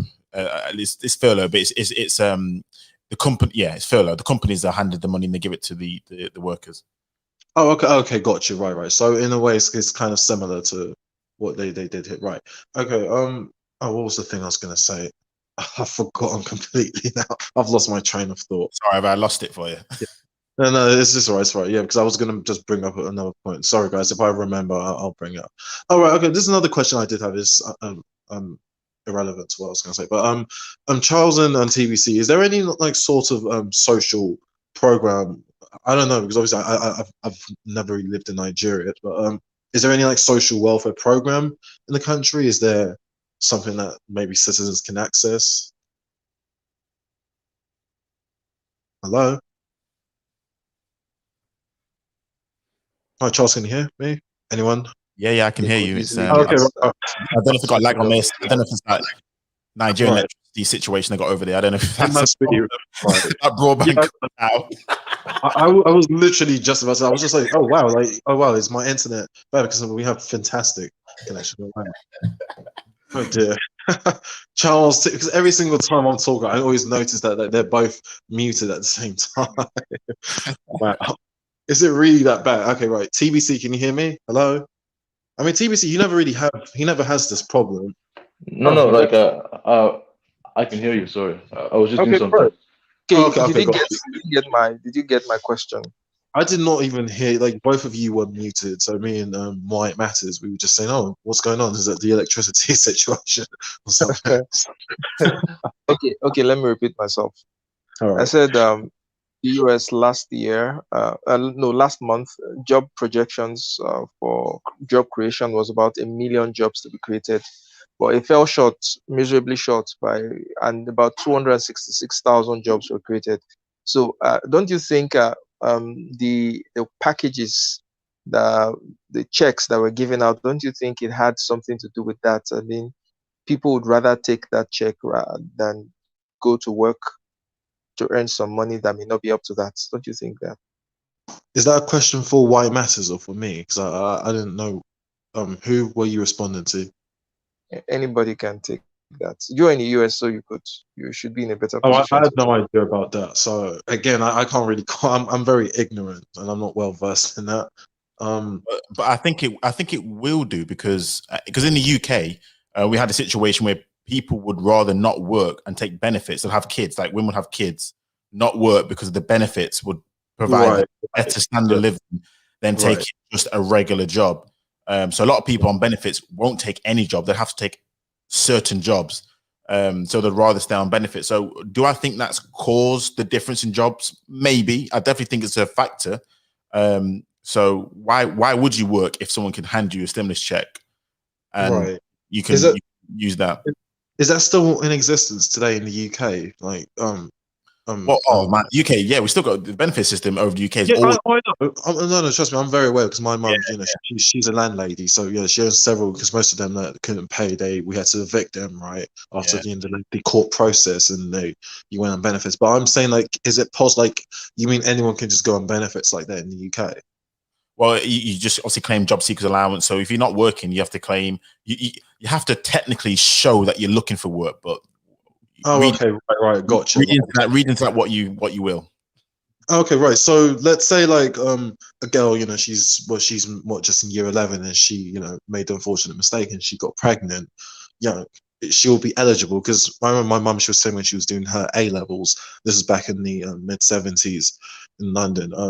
Yeah, that a lot of women, they were just getting pregnant, and because they knew that the state provided them a room, a lot of things for the baby and even for them as well, and they had extra money as well. So it was like, I don't even have to go to school, right? People that that go to uni, they do the same thing, and I'm almost living the same type of lifestyle. So that's why I was just wondering if it's still like that today. I mean, obviously, because I'm older, I don't know if because I don't speak to as much young people. But I know when I was young, and I got family members like this, but they will get higher up on the housing ladder because they had kids and they were a single parent. So, has it changed that much since next 10, 15 years ago? I don't think so. But yeah, it's always been like, especially women. If you're a single woman and you got kids, you get up on that housing ladder, you get prioritization, and then you get a room or a house or whatnot. So. Yeah. Wow. Oh yeah. Oh yeah. No. Actually, no. You're right about that. Yeah, I remember some people I knew, they single mothers as well. But they used to have a man, but it was like their boyfriend. I think if they were married, that wasn't the case. They weren't eligible. So unless they're living in one of those parts, I think outside of London or the big cities, like Hull and areas like that. The northwest. Those type of places, yeah. I was like, those places of England are just hard hit. Like, yeah, because I was watching a documentary, and most of them, they're just, it is terrible. It's typical working class English people. So yeah, absolutely. And you go to outside of the major cities, you see that a hell of a lot because obviously, but yeah, I do plan on coming to England maybe for the Christmas holidays. So I really want to go up north. I've only been in the south. So because I was quite shocked because I used to think, no, I'm sure it must be the same like London, but no, not at all. Because London is, because it was when I moved to West Sussex, right, which is further south in Breton, and it's just, oh my gosh, it was it was a nice area, don't get me wrong, but it just, compared to London, it was just, there was a difference, and again, they were stereotyping me based off youngers, and trying to speak more in a London-y accent, South London with me. London is like, it's like we are like the Americans of the UK. So, but I suppose you went to a home county. You need to go to somewhere like Birmingham, Manchester, Notts, where there's loads of black people there. So if you go to those type of places, it's a different environment because the white people. the white people they know black people because black people are in numbers. So right. Yeah. Because West Sussex is predominantly white British. Yeah, It's a middle class environment. Don't get me wrong. It's not like I guess a lower. No, it's not that. But it's just because it's those parts of England, that are not very used to seeing black on a scale like that, and I felt very alienated again. And it was just because when I travel outside of where I am, to certain other places. Oh, okay. Well, is your area very white? No. So Nottingham itself has a huge black population. Similar to I know. But if I go to the equivalent to you, we go into West Sussex. If I go to somewhere like maybe Lincoln or Derby or something like that, Hull's too further north for me. Okay. But those type of places, then I'm like, okay, I know I'm the only black guy there, or I know they've not seen black people before, and I'm waiting for just the comment or the joke or something because I see it all the time. So yeah. And they did that to me often as well. They said, "Oh, Vincent, so is it true that that in Nigeria that people the FGM thing that sometimes takes place genital things like that, or just really ludicrous statements, very ignorant, it might I add, they and it was just quite embarrassing. And I remember, right, because I was doing media studies as well for my GCSEs.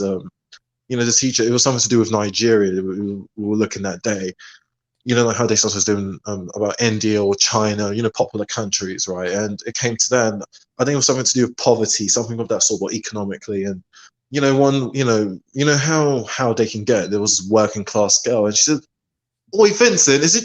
Aren't you from Nigeria?" Really loudly, by the way. And we're like 30. There was like 35 of us. I'm the only black class. And one other Indian, but how they can act as well. They don't really seem to act POC. They just more they kind of integrate more.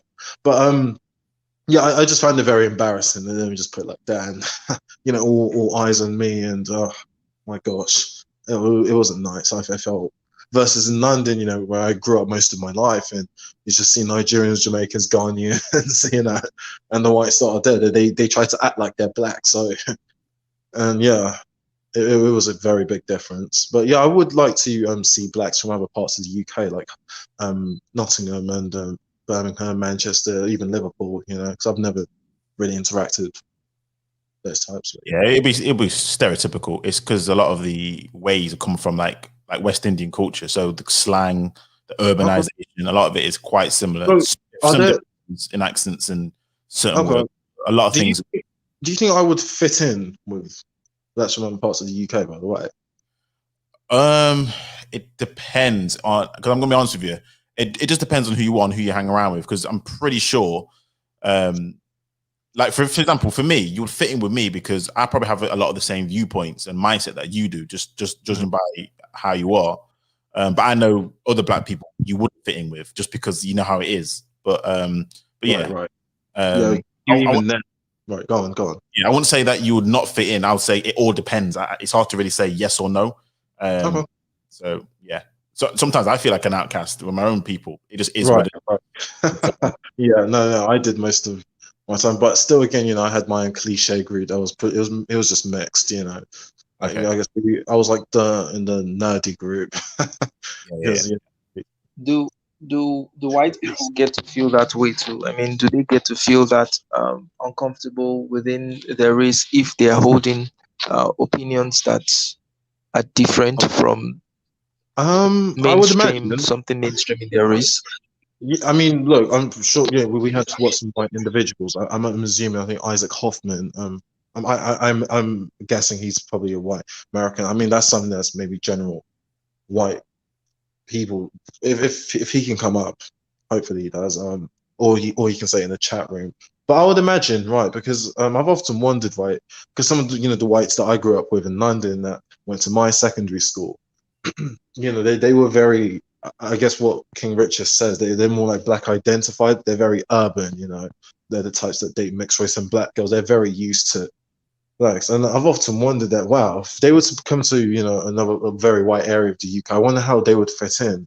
And, I'm going to ask why it matters. How do you think, a white person who was raised predominantly around black Brits, and mixes mostly with them. Almost all their friends are black or mixed race or even Asian. How do you think they would fit in a very predominant white area?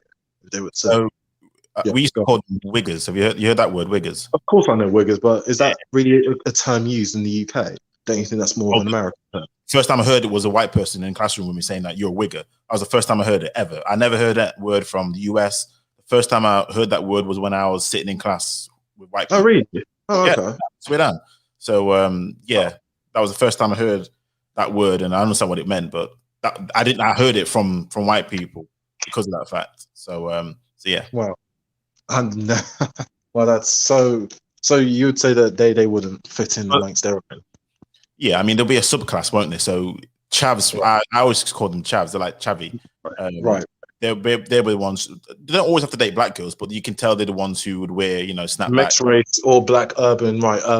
Right. Or if they're in a white area, because I know there are plenty of white boys who in white areas, but they're just kind of stereotypical. I say stereotypical, like I hate that, but you know what I mean. Right. So yeah. There'll just be another subgroup of white people. Right. Because there was some when I moved out, with London to West Sussex, and some of them they were trying to emulate South London, characteristics. South London, that's where a lot of blacks in London live, and he was, I guess he was kind of disappointed because I guess I wasn't the stereotypical South London black. I guess someone like King Richards, he's more of a South London black guy, or someone like Stephen, that we often have on the panel, KB Jones. Yeah, so he was saying, "Oh well, why don't you stop?" He even told me I was being a coconut. I said, "Excuse me." Well, I mean, that's how I talk. So, he was saying, "Oh well, do you have any sisters or anything like that?" And yeah, he was one of those ones. He said that he's going to marry a black woman. He wants to have a black girlfriend. So yeah. Yeah, he was one of those white Brits where he said yeah, and he wants to he loves patties and everything like that. And he said yeah, that he used to have a Caribbean neighbor, this black woman, and until they anyway they moved to London. It was a few years back before I even moved to that area, and he said yeah that he's just been hooked on it. He watches youngers, he listens to drill, he listens to rap, so he's very yeah.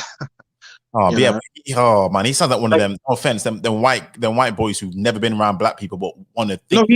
No, he really was nice though. He was accommodating. I know, but I don't know. Like black people don't try that hard to be like that. You know what I mean? I don't know, but yeah, but he was really. I was just like, I was thinking because in my secondary school, right? I was just wondering. I wonder if he would even fit in.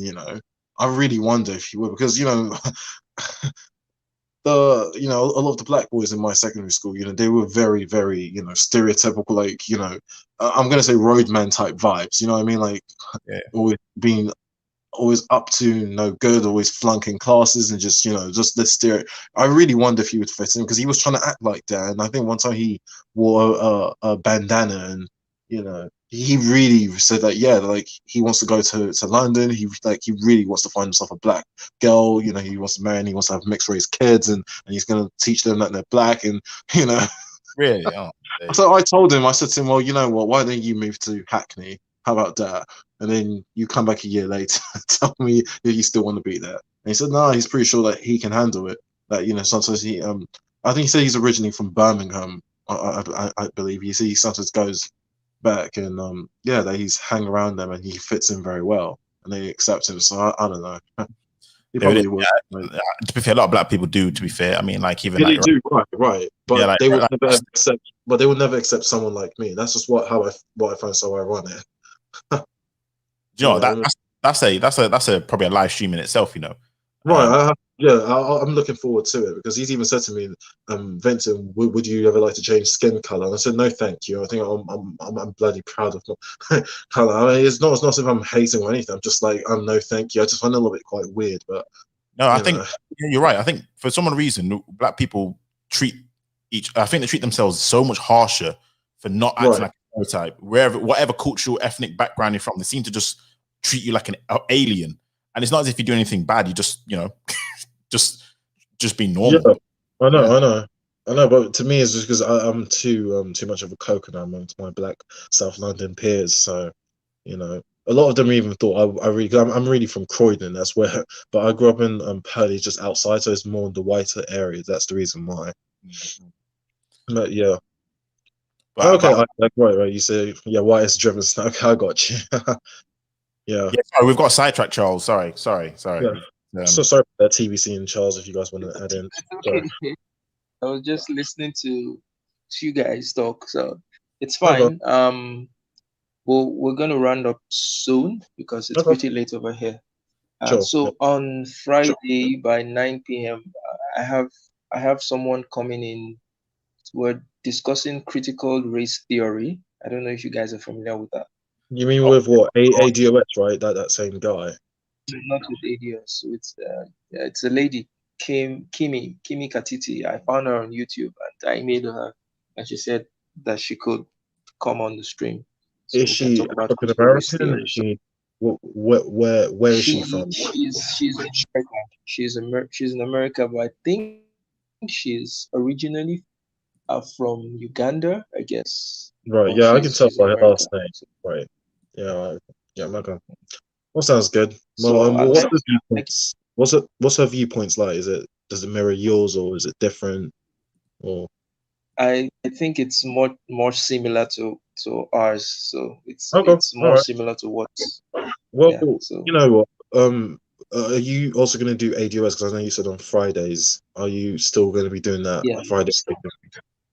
I will. I will. Maybe on Sunday, since I already booked Kimi Okay. for Friday. So maybe I'll do Sunday with ADOS.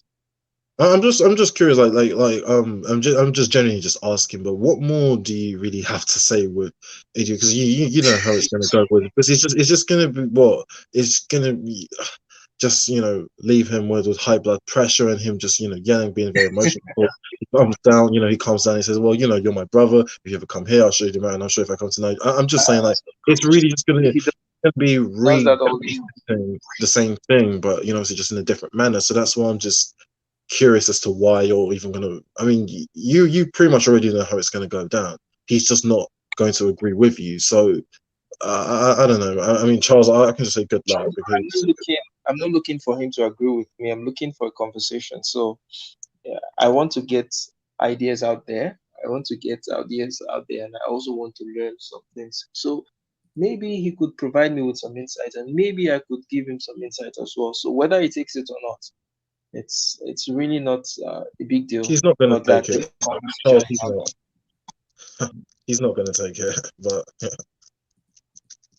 I can tell you that. there. Yeah. So why it matters? Do you know anything about this critical race theory in America?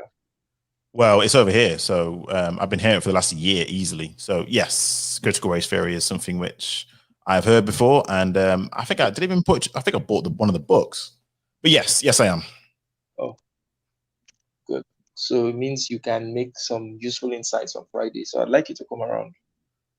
Sure. What time on Friday? Is it around the same time? 9 p.m. Nigerian time. So that's like 1 hour after we started. We started today by 8. Yep. So by 9. Okay. Yeah, that should be okay, provided everything's. Yeah, that should be fine. If you also just want to hit me up as well, send me an email, Charles, and I can confirm with White Masses I'll do exactly that. what. All right. I'll do Okay. Does that sound like a So plan? Or? yeah, to wrap up, I would just say that this, in addition to everything has been said about warfare, I think there should be a balance. Definitely, um, we can't have a society that doesn't care at all whether people fall or not. So somewhat there should be somewhat of a safety net to cushion some people, but it should not be chronic, because when that happens, when you're the spoon feeding people, when you give people the impression that you're always going to provide for them if anything happens, then the complacency comes in, and that is bad, not only for the development of, it's also bad for the economy, because those people are supposed to be contributing to the economy by working and being productive, and they're not being productive, they're not contributing, they're just taking from others. So Right. that is what I think about the working state. And expanded and extended welfare state will be detrimental on the long run. My country is an example of the case where welfare has failed in some instances.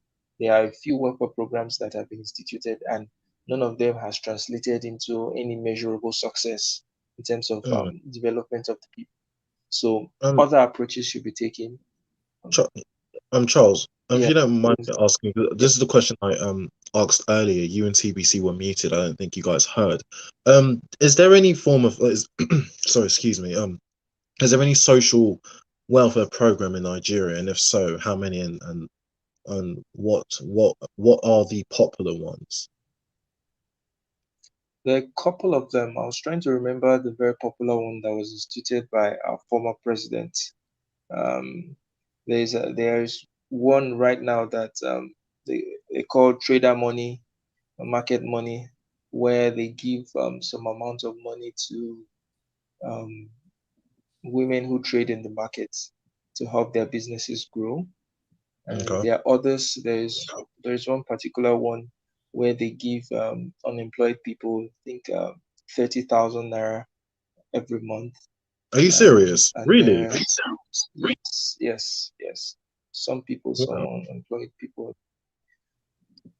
But the But twist here is that many of the people that I know that funds are actually employed. They're not unemployed. So it right. sort of Yeah, I defeats can imagine. the aim of so it defeats the aim of the whole thing. There are a couple of things like that, but there it's just a way for government officials to enrich themselves and a few other people who can sneak their way into the program, whether or not they are deserving of it, to get some extra monies for themselves. So that's the way it is currently in Nigeria. Yeah. Well, next time, hopefully, we manage to get. I'm gonna, if you are you gonna do a part two of this because I think it was more, it'll be more, um, insightful Yes, if we I would had like to have African Americans.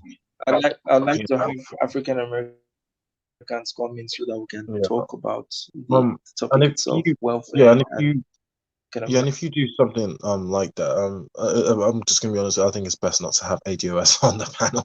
He's just gonna scream and just get throw his emotional tantrum. Not someone like Yeah, him, someone who's logical. that's why I didn't. Um, I do think that if you do want to, If it's go on, go ahead.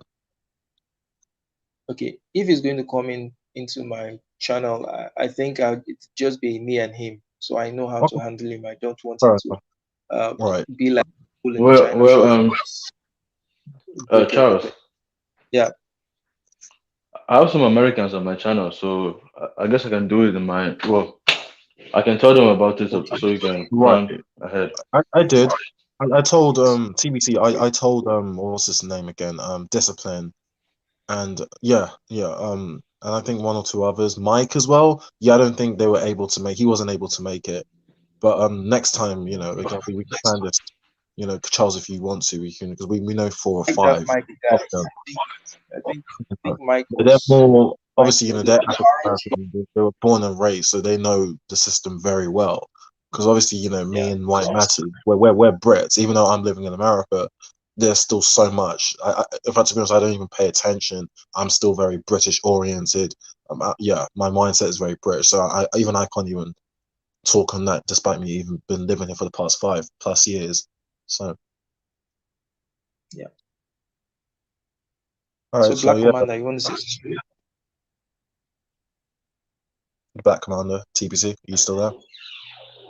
Sorry, I missed that. I got caught up a bit. Can you repeat Yeah. that, So Charles? Sorry.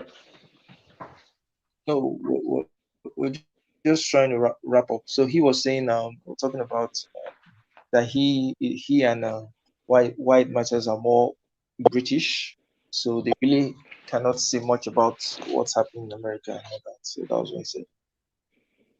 Okay, yeah. So, yeah, me too. Like, although I was in America for a while, it's not really right for me to speak about them. So, I'd rather have Americans speak for themselves in that Agreed. situation.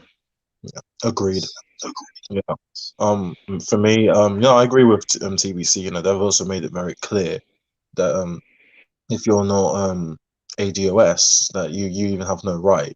So even my cousins, my Nigerian American cousins that were born and raised here, on my other side of the family, yeah, they've also experienced it as well, and they've said to them like, well, you're not really black, you're from the continent. And my friend who's from Jamaica, he's Jamaican American, born and raised, they've said it to him as well, that he should go back to the Caribbean and focus on that.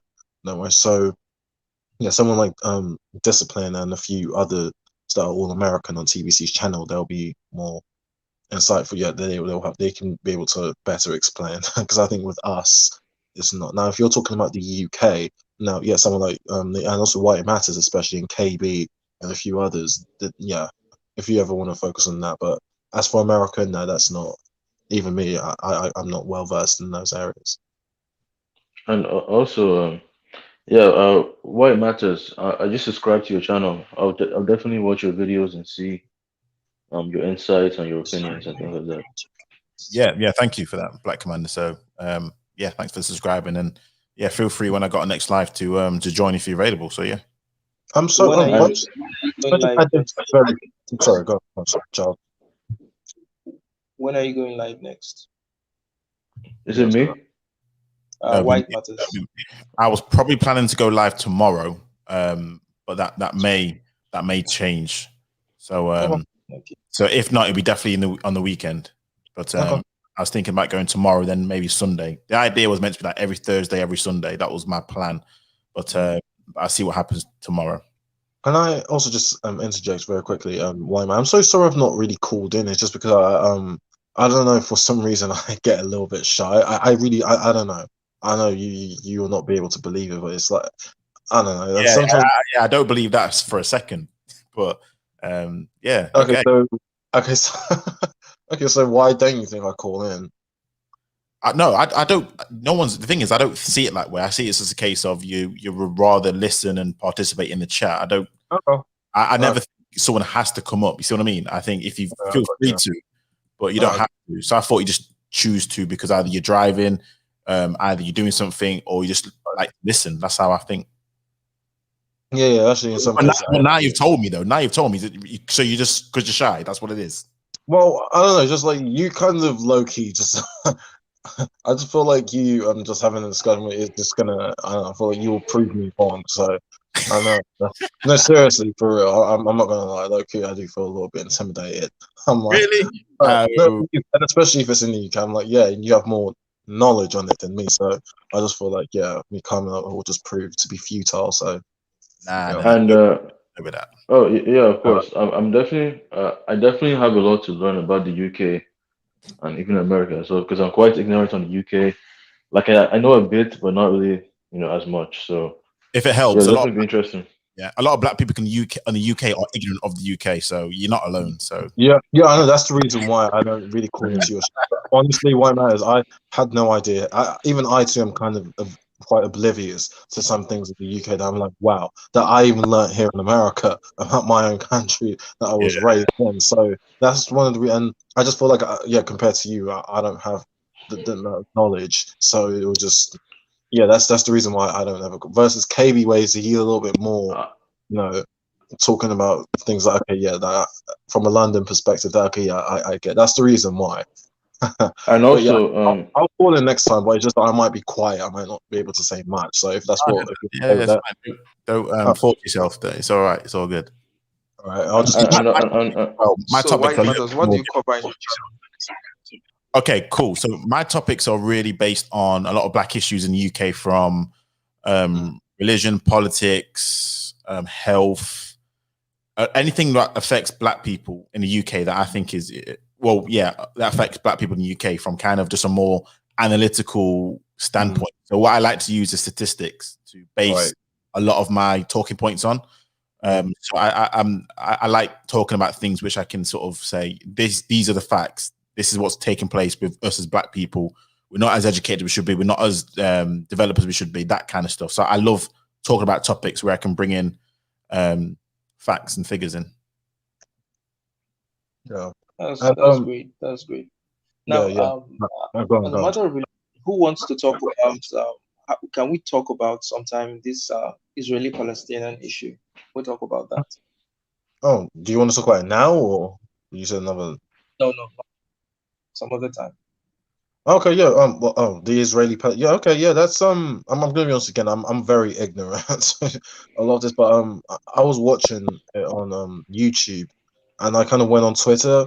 Why it matters I have a about you? Twitter account. I think. I don't have a Twitter account, but I saw some videos of them actually getting killed and just some dead. But it actually almost made me cry. Actually, yeah, I found it quite sad. Why it matters? Do you know much about that? And what's your thoughts on the whole Israeli Palestinian issues going on? That is a very, very what's the word? Interesting, Controversial topic. right? And It's one of the not most, only, it's one of the most controversial topics you can talk about ever, in my opinion. right, It's because of the do you know when I say political? right, The whole thing is so political. So right.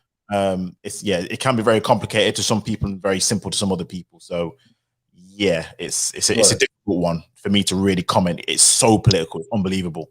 Right. So always tread carefully with your Israel Palestine. Right, because obviously us not even being from the Middle Eastern region, it's just kind of I don't want to say something that will be taken offensive, because I'm very I'm quite ignorant to the whole thing there. But I just wanted to say real quick, Charles, do you ever really like focus on the African continent, or at least the African diaspora? Because it seems to be mostly African Americans and what's going on. Do you ever like cover topics like what's going on in other African countries, or even with Afro Latinos, for example, Afro Caribbeans? Is it just mostly African Americans, or what? Well, starting out mostly with African Americans, Okay. but I think I would expand. I would expand to other African groups elsewhere. Okay. All right. Fair enough. Yeah. And Charles, would you mind doing live streams about like Nigeria or specific states, and we can, you know, discuss things and issues and solutions that we think can fix certain issues about our country. Sure. So, I mean, it can be on my channel or your channel, whichever way works. It doesn't really matter to me. We can always alternate. Yeah, and Let also, me ask you a question, the Black Commandant Charles. What do you think of the YouTuber Wadamaya? Oh yeah, I know him. He's doing a good well, job. the short The guy, guy from Ghana, right? Yeah, the he's doing guy. a good job. Yeah, I like him. The Yeah, guy that yeah, travels. He's the definition of an of an African guy. Yeah, he is. He's doing fantastic. He's showing the real side. Yeah. The reason why I ask is because one of the things about, you talked about, Charles, you asked this question, what is our perception of Africa? And I'm just like, Africans don't seem to, in my opinion, show the good side of Africa. You almost see, do you know when you go to other nations, you seem to fit in, but you don't seem to, I don't know, want to change the narrative yourselves. In other Western nations, you seem to don't care, unless other black groups have a negative perception of you guys. I don't know. Is that true? well, I mean, most of us in other nations are just going there to make money. That's it. So you don't really care about the perception as much. But the thing like that's why it hurts you guys, though. It kind of hurts you guys that you don't care enough about. It seems that you don't care about your image. It does hurt us, but I mean, gone. Yeah, I mean, it's just something that we need to, I guess, improve on. Yeah, work on. because, for example, like America, right? Their image to the world is this, fantastic. Like, you come here, you're going to be rich, you're going to do this. I came to it was let me tell you something. It was a rude awakening. Like, I remember in my last few months, I was so excited to leave the UK. You know how it can be; it can get quite dead at times in the UK. It just gets very boring, just very I was thinking, go to America. I'm going to go to New York. I'm going to do this. I'm going to do. No. Let me. In fact, that can even be maybe a story time. Maybe I've seriously been thinking about making my own YouTube channel. Honestly, I really have, but I'm just like I'm too shy. And I just feel like I'll be stumbling on words because I can actually get quite shy when I'm actually doing public speaking. So no, you're actually very eloquent. I have good points. I Quite don't eloquent, Vincent. think. No, I do not think so. No, I think the opposite. No, I mean, Yeah. honestly, there've been times I've just been looking at my camera. I'm like, okay, let me just make a live recording right then, do like how KB does. But then I just quickly back out. I'm like, no. So, yeah, just giving my take on being in America from a British Camera point shy, of or view. you're just conscious Well, of the fact yeah, that the yeah. camera is there. Yeah, it's all of that. It is. It's all of Well, that. It's just I'll gone. say that you're well spoken. It's not really well. It doesn't come across as if you're shy to me. Well spoken. I'm sure you guys hear me stumbling on words and that because it's just like I'm just like I'm at a loss for words. So I don't even know. No, No. sounds fine to me. Yeah. It's not a problem. And one thing And you you realize, go. as well, Vincent, is most, if not all, content creators, particularly when they start, they all have to say, "Oh, how am I going to sound on camera?" Oh, and when I look at my first few videos, I'm like, "Oh my days, I'm terrible." So I'm telling you. Same with live streams. Like when I first went live, I was like, "Can I really talk and control an audience for over like 3 hours?" But you Right. realize it becomes second nature to you because you're just speaking, and then people say, "Oh, you sound great." I'm like, "Do I really? I sound horrible." So, Oh, okay. Well, I'm honest. I really have been thinking because I'm literally living on YouTube, so I'm like, I can make it like an open space. People just come in and just say what they want, but I don't know. yeah, Maybe honestly, I'll think about it. you'd be perfect to have a YouTube channel to really have a discussion about some of these issues, and even like vlogging and live streaming, and just talk about the different nuances. I don't know if you want to put your face on camera. I don't know, but I've been thinking about that, but I've just been like, I kind of want to be a bit like the male, not like Jessica, just how she does, like she just doesn't show her face, just pictures. I Stuff don't. like I don't. So yeah, I hear what you're saying. But yeah, absolutely. But no, it'll be good. It'll be good. But obviously, don't let it stress you out because it seems like not even content creating, you get stressed out a bit because of the spaces you're in. So that's just right. Yeah, I do. Yeah, because health. I was in This American Space yesterday. Kevin in Sales TBC, and I was the only Brit on the panel. I think there was like 9 of us, and when I came in, a lot of the comments they were saying, "Oh my gosh, I love his sexy accent. Oh my gosh, where are you? I would love to marry you." I mean, I was just like, wow. Oh wow, I'm nice. yeah, his YouTube channel is called Kevin in Sales. Yeah, I got, especially in the private chat. I think they were hitting me up. They were hitting on. It's like I was very shy. I almost wanted to like just leave the panel because I was creating too much attention. I didn't even feel comfortable because I can get very shy. But Okay. and then this one guy, he calls himself Foundation White American, and he really, I don't know, I think he had a bit of an issue with me identifying as black.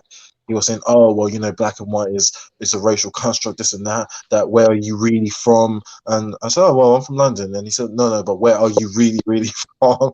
I said, "Oh, well, I mean, my parents are of Nigerian heritage." He said, "Okay, well, you're not really Nigerian." I said, "I beg your pardon. Can you repeat that again for me?" And he said, "Okay, well, even then, I'm sure wherever it is you come from in Nigeria, it can be traced back to someone's." I don't know. He was just, I think he was drunk or whatever. It was about transracial issues of that sort. Yeah, they were just, then this black woman and black American lady, ADOS. She said to me that, "Why do I talk like a white person?" And I said, "Excuse me, like, are you not familiar that blacks, like for example, someone like Barack Obama or his children, I've heard them speak. They almost sound like a stereotypical like valley American girl." So I said to her, "It's not me trying to act or talk in a certain way. This is just how I naturally talk." But she just found it a bit hard because, yeah, they just, but anyway, they wanted me to come back again. So whenever he goes live, I guess I'm going to be like the male version of Jessica X on there. It's not necessarily going to be like the same content as her, but just whatever the topic is, it's like for them, I'm like the male version of her. So As I'm saying, Vincent, start that channel. Okay, set up a Cash App, set up a PayPal. Okay, just read whatever lines, get these Americans in there that love you, and then you just get them for all that they can. Pander to them. You've watched Instagram, just pander to them and get that. What are you doing? Can I say something why it matters? Yeah, I seriously have actually thought about doing that. But honestly, it would look like if I'm the biggest simp on planet Earth. Man, please. That's your question. Is that your pitch? Is that you in that thumbnail? I'm not gonna admit. All right, fine. I'll let you guess. You're 6'2". Dark Right. skin. Just go with that. And from UK, Idris Elba, the next Idris Elba. That's all you need to go with. Yeah, I was really thinking, because I said that I'm like, when I was watching Symphony G for 2 years straight, and I would put comments like hashtag the black one, and I got over 723 likes, and you can imagine I got gassed. I really did. A lot of girls even telling me that like they want to be my wife, my girlfriend. I'm not gonna lie, I've got a lot of female attention on there, so. I was thinking if I did, it would be like that. It would just like how Jessica's doing. I would just do the complete opposite, and be partnering up like how Kevin Samuels is with her. I'll be like with Cynthia G and a few others. But Yeah, just prepare for the blowback though. That's all I'm gonna say. yeah, I would be pretty much like the British version of Derek Jackson, pretty much like that. But yeah, and Manosphere would hate my guts. But yeah. You're going them, Charles. Nah, not Derek Jackson. I said not Derek Jackson. Not like Derek Jackson. No. I said no. I would just be the British version of him, pretty much. But no, I wouldn't. No, I feel like What would you want to be? Would you want to be a version of Derek Jackson? Nah. No, I just meant in terms of the content. I wouldn't even show my face. It would just be my picture, like my profile pic. Pretty much, that's what I would be. So, yeah.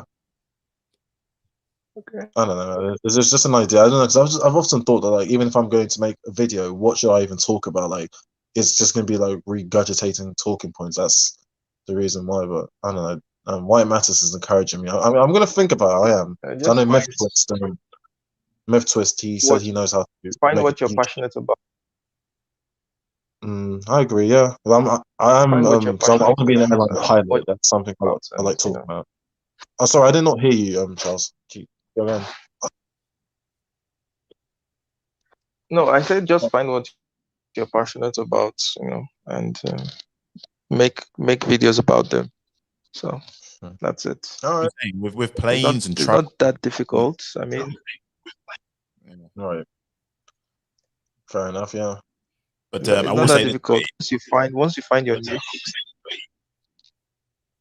Yeah, it does depend on if you want to make, I say, money out of it, but to grow your channel, it's you need consistency. So one thing I will say, even though YouTube it's like work, you have to plan, schedule. So be prepared to actually do more work than you think you have to do. That's what I'll say.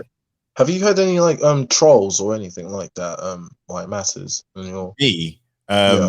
Well, here's what I'll say. No, but some of my views out. I get a few of my videos which get so many thumbs down, and I leave my comments open. I don't censor them. Are you serious? Really? So if you go through my channel, one of my biggest downvotes is about Lewis Hamilton and why he shouldn't be 90. Yes, I saw that. You go look at the comments and you go look at that. Now I don't get trolls, but I get people who are like, "You don't know what you're talking about." So right. Yeah, I did. I saw that. I did. Why? Yeah, I did. And then 3 people came and you didn't respond. I was like, wow, like it was like they were ready to eat you alive. Oh yeah. Yeah, go on. I love it. I don't mind them coming at me like that because I don't care. I'm still going to say what I said, and I leave my comments open. They're not closed at all. It's got so many thumbs down. I don't care. I'm keeping it open, so they can say what they want to say. I said what I said, so it's what it is. Fair enough. All right. Well, sounds good. One question. Yeah, I'm the same way. In my comments, I always leave it open. Yeah. What? Like one why it matters? Yeah. What do you think about? I just went through your channel and I saw something on Harry and Meghan and all that. So, what do you think about Meghan's claims of what she went through in the royal household? Right. So, I think a lot of it is down to cultural differences. Right. So right. Exactly. A lot of times, she's American for all purposes, and she probably feels that she should have a bigger say or bigger voice or being more important than she probably thought she was going to be. Whereas in the UK, It's Again, hard. very passive aggressive, very, Right. especially in the royal family, it's the highest institution in probably the world. So Yeah. you'd have to do your part. You're a wife. You're not supposed to have a voice, no voice. And they're very old school, which means some of the racial things I do think happened. I don't know whether it's too, if it's that huge, but I do Maybe not think, as direct as she put it, but yeah. yeah. I mean, to be fair, though, I will say this: like Prince Philip, who passed, he actually did. He would be one of them old school Brits who would say some things like, you know, Yeah. like my grandma used to get it all the time when she came over to the UK. Show us your tail. So there'd be some things like old school type of mentality which people would say, which I can imagine in that royal family they would say. Like Prince Harry said something to Dizzy Rascal about, oh, who's The it? No, First Amendment. Right. no. It's a black person to say that you don't sound black. That's what Prince Harry said to another black person. You don't sound black. Are you serious? Really? And it was, who was it to? Oh, I have to Wow. get it. But this is what I'm saying. So there are some you things. Yeah, go on. Sorry. There are some things which I say that because they're so old school and they're sheltered, Right. there may be some things that she didn't know. But yeah, so but again, I think being American and she wants to have a bigger voice than Yeah. what we should do. That's the main problem. And now she has whatever voice she wants now. So Yeah, good and luck. you know what? Just adding on to that, white man, I was gonna you hit the nail on the head. It's because of the cultural differences. Because me, I was thinking, oh, when I come to America, it's gonna be like, I really was thinking that, oh, I can do. No. It's I'm telling you, in fact, to be honest, America made me more British, mentally speaking. It did. It made me a lot more. In fact, when I was living in England, in fact, I always used to say, oh, I just want to leave the UK. It made me appreciate the UK even more. I now, when I look back, I realize how I was complaining over stuff that like I should even be grateful for. So, I'm going to be honest with you, especially culturally speaking. Cultures, it really does, it plays a big part. That's why people that are couples, that are of different cultures, it's hard work. It really is. Even despite us speaking the same language and it's Western, I mean, it's similar, a lot of similar things. We're still quite different at the end of the day. Like the typical white English person versus the typical white American, they're different. They really are. Again, that's what I was thinking. So, I do a lot. Sorry, go on. okay, so I just wanted to add to that. I think you both are exactly right on point. But I also wanted to add to it that to me, what she said she experienced is more like normal family drama. And before I continue Yeah. that point, one of the issues I have with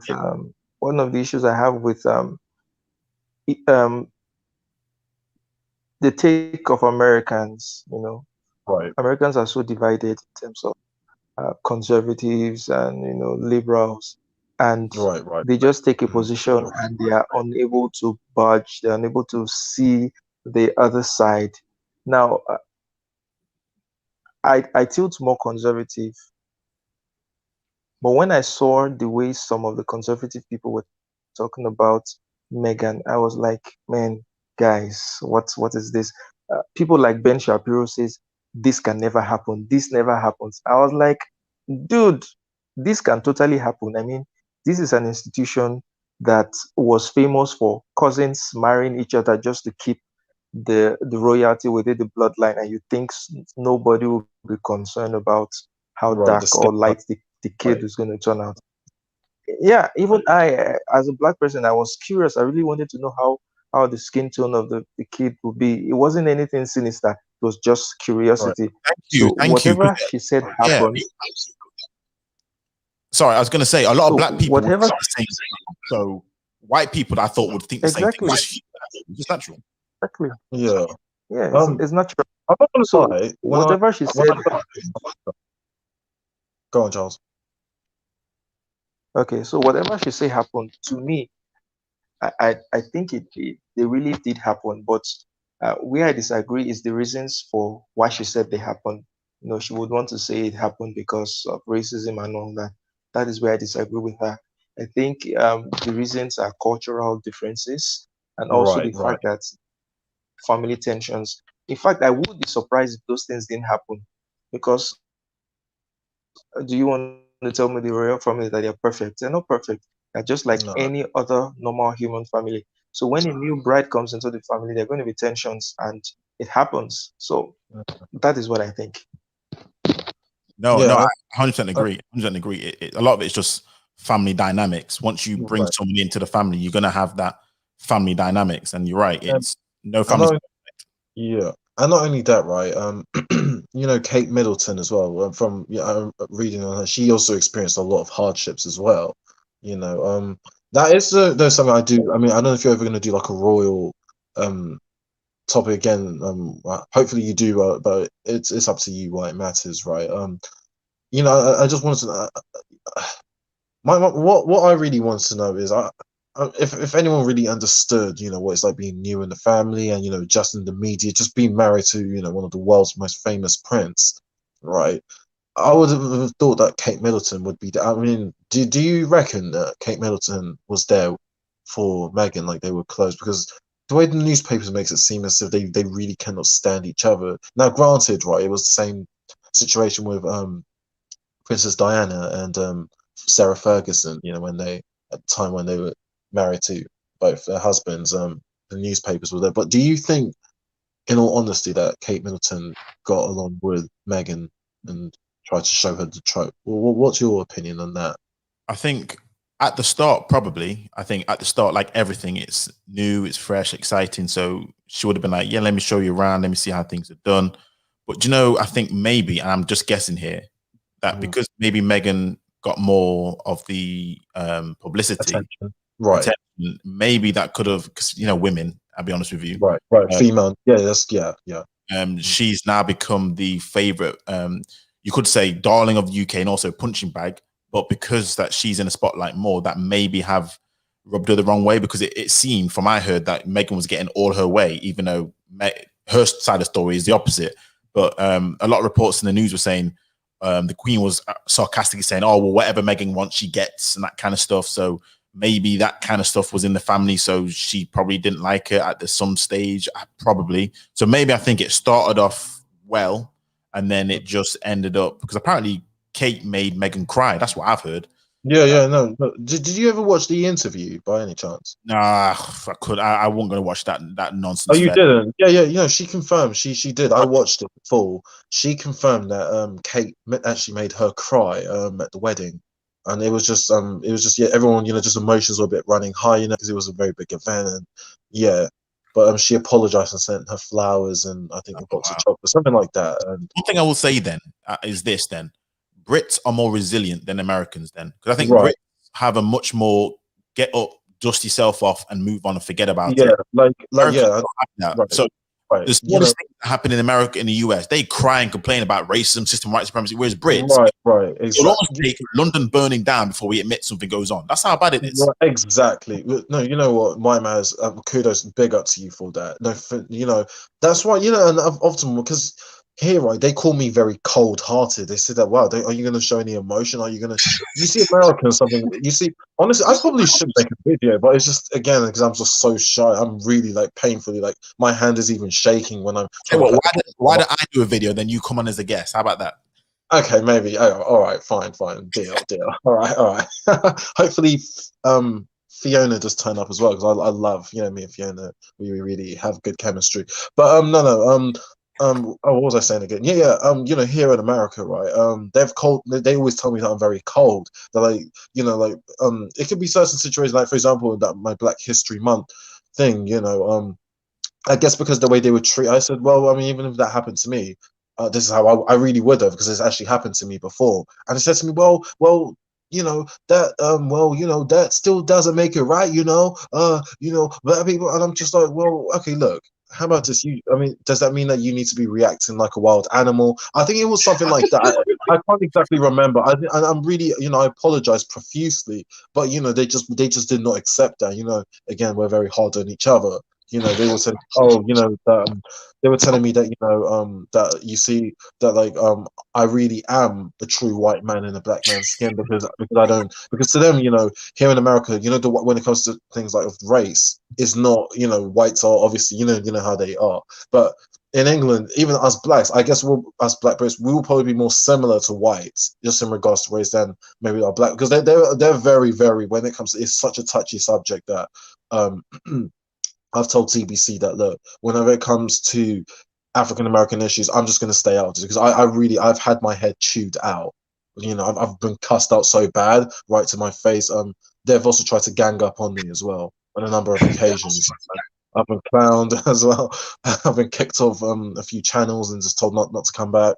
Yeah, yeah, it's you know, like you said, it's the cultural difference because we're just taught like just not to complain, like you just pick yourself and you get up. And on the other side, they just want to talk about it, they want to cry, they want to complain, then they want to protest, then they talk about it again. I'm just like, I just get up and I just move on. I just move on. Like I just don't, you know, until it's like it's so bad. That's maybe when then, like you said, London, you know, London Bridge is on fire. So No, seriously, yeah, seriously, yeah. So yeah, yeah, absolutely. So a lot of things that took place for Black people in the UK, a lot of us didn't know because it just get thrown under the carpet and just forget. right, You know what I mean? exactly, You know what I mean? right. Yeah, Yeah, you know KB how he was doing his you know his shows on Black British history, right, from the 40s onwards to now modern day Britain, right. I remember I was speaking to my mum. You know, she came. Obviously, my grandmother. You know, my from my parents, my mother's side of the family. They came in the late 50s, right? And I was asking my grandmother. She's now 90, and you know, she said, yeah, that she remembers seeing the M word. You know, she had doors slammed in her faces. They said no, no blacks, no Irish, no dot. She remembers very well. You know, my mother too, I mean, because she was born like, but she came in year 10, year 11 to the UK. And she said, yeah, that like she used to see a lot of racist language and that. But I said, so why, how is it that like, you know, because now she's now 60 plus, right? I said, how come you guys don't ever talk about this? Why don't you, especially older black Brits ever talk about, and you know, KB, he did say that he still remembers he, as a young child, I think that's when they erased all those comments from the buildings and, you know, racist language like blacks go home or that. I said, why don't you ever talk about stuff like this? Like, well, how come you never? He said, oh, well, you know, it is what it is. It's just it happened, and we just move forward. Versus in America, oh no, you can still see up till today they still talk about it, right? The red line, thing going on, and have you heard about that? Why it matters, you know, when they oh yeah, say yeah. Redlining of right, the right. housing. Versus Yeah, yeah. right, the red line nowadays, I don't think that even exists. No. You know, I'm not trying to brag. You know, we live in a very good, you know, nice suburb. You know, typical white, predominant Mm. white suburb. You know, and that's why I'm like saying that if it was us Black Brit, we wouldn't really be talking about it. It would just, you know. Oh, sorry, I think Isaac said something. Okay, right. Yeah, yeah. Yeah, we would have just moved on and just almost forgotten about that. So Yeah, but I yeah, will say this though, a lot of this stuff is coming back hard though in UK culture. I don't know if you're aware of it, Vincent, but there's a really, oh my days over the last because I'm on certain social media platforms and I listen to certain media outlets. A lot of this stuff is coming huge because especially for Caribbeans. This is what I'll say. For a lot of Caribbeans, we do hold on to a lot of the things which African Americans do, which is why right. I understand their viewpoint a lot more than probably you think I would. Um, because I've heard it a lot and I've been exposed to certain spaces which lead to a lot of racial talk. So I know the feeling of it, but yeah, I definitely say it's coming back really like critical race theory. That's in the UK, big time. Oh, really? Oh, okay. Well, you know, again, you know, because I'm not living in the UK, so I'm obviously quite oblivious. So obviously, this is actually quite new to me, you know, because I do plan on moving back to the UK in the next 2 years. They're You removing know. statues, they're removing names from Oh yeah, buildings. I did see that. Oh, I heard. Oh no, no, okay. Oh no, that okay. That even because I always watch Sky News because I don't watch American TV. I only watch British news, so that's how I pick up just to stay in tune with the UK. And I talk to my friends trying to find out what's going on, you know, in London. Wow, this is even more than I expected. I do remember, especially in Liverpool, they were removing down, you know, statues of, you know, the racists when they brought the slaves to the Caribbean and other, yeah, and to the Americas. Yeah, that they have. Yeah, I'm aware about that. But what So, other media outlets do you commonly visit apart from YouTube? Is it sites uh, like Facebook or TikTok or what? I mean, it'd be news outlets like BBC News, Sky News. Oh, okay, got On you. YouTube, it would be like maybe RT News, which is Russia No, Today. Then oh, obviously I do. Oh, okay. Yeah, Twitter, yeah, yeah, yeah. yeah, and then Yeah. Twitter gives me good insight into. Unfortunately, a lot of the dross, but a lot of big names are on Twitter, huge names who are Right, like historians, book authors, right.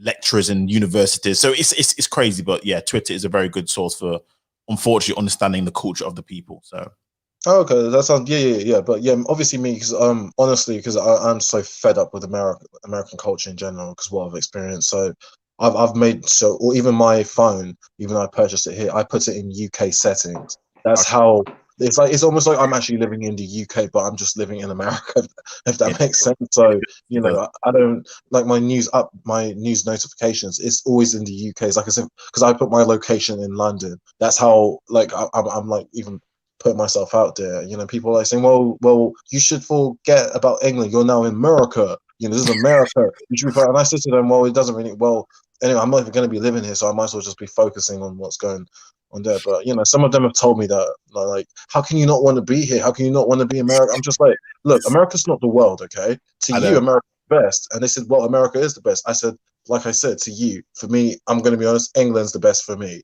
if I had to pick. And Um, it's almost like I committed treason. It's like it's a penalty. Like this should be another on your live streams. I don't. Charles.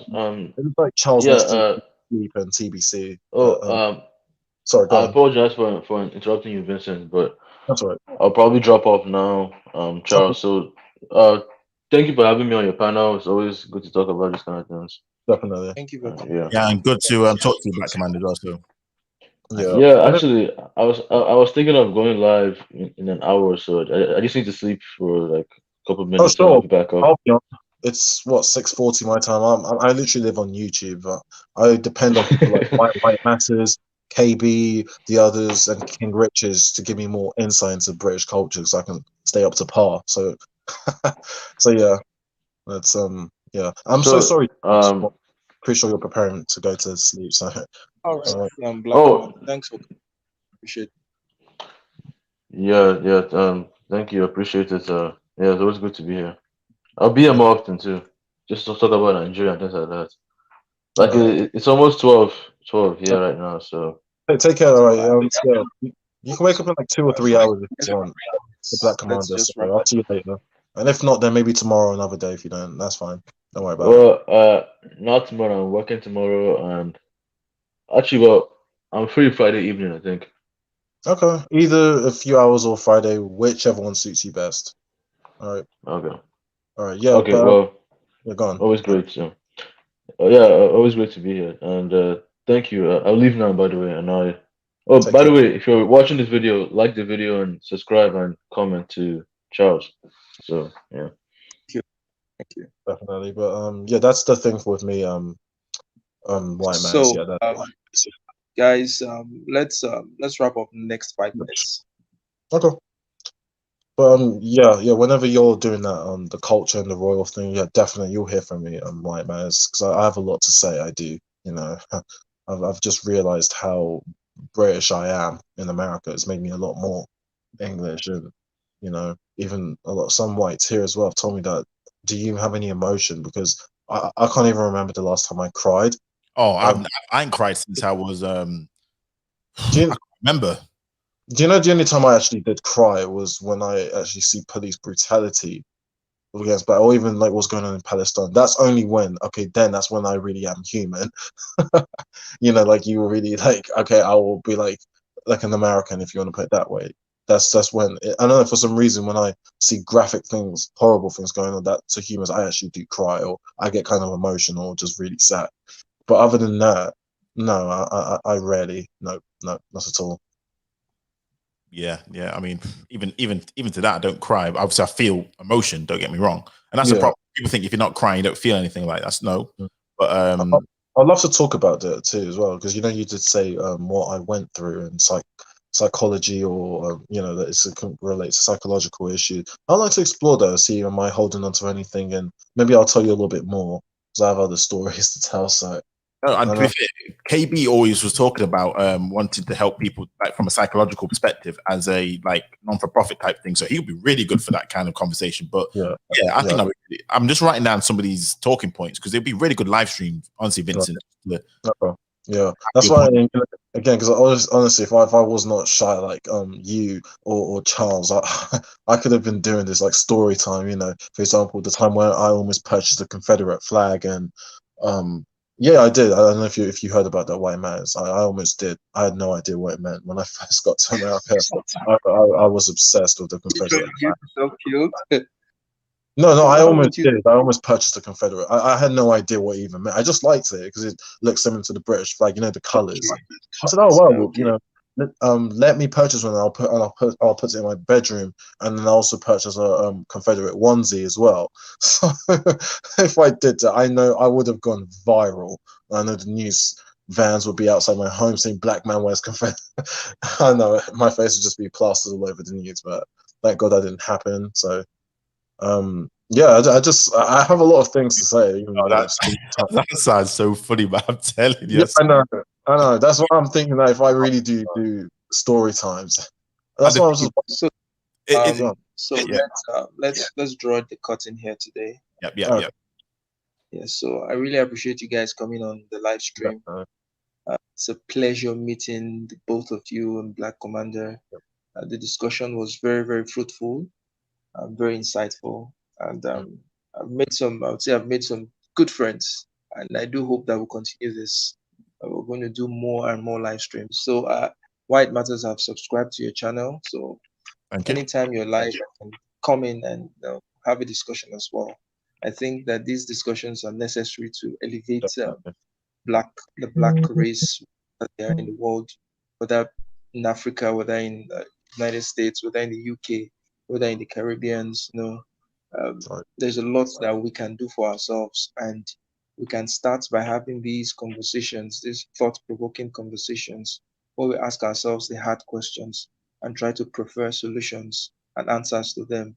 And from there, we're going to see that will soar higher and higher and higher till we get to that point where um, it wouldn't be a question of can they do this, but yes, they've done this and they're going to do more.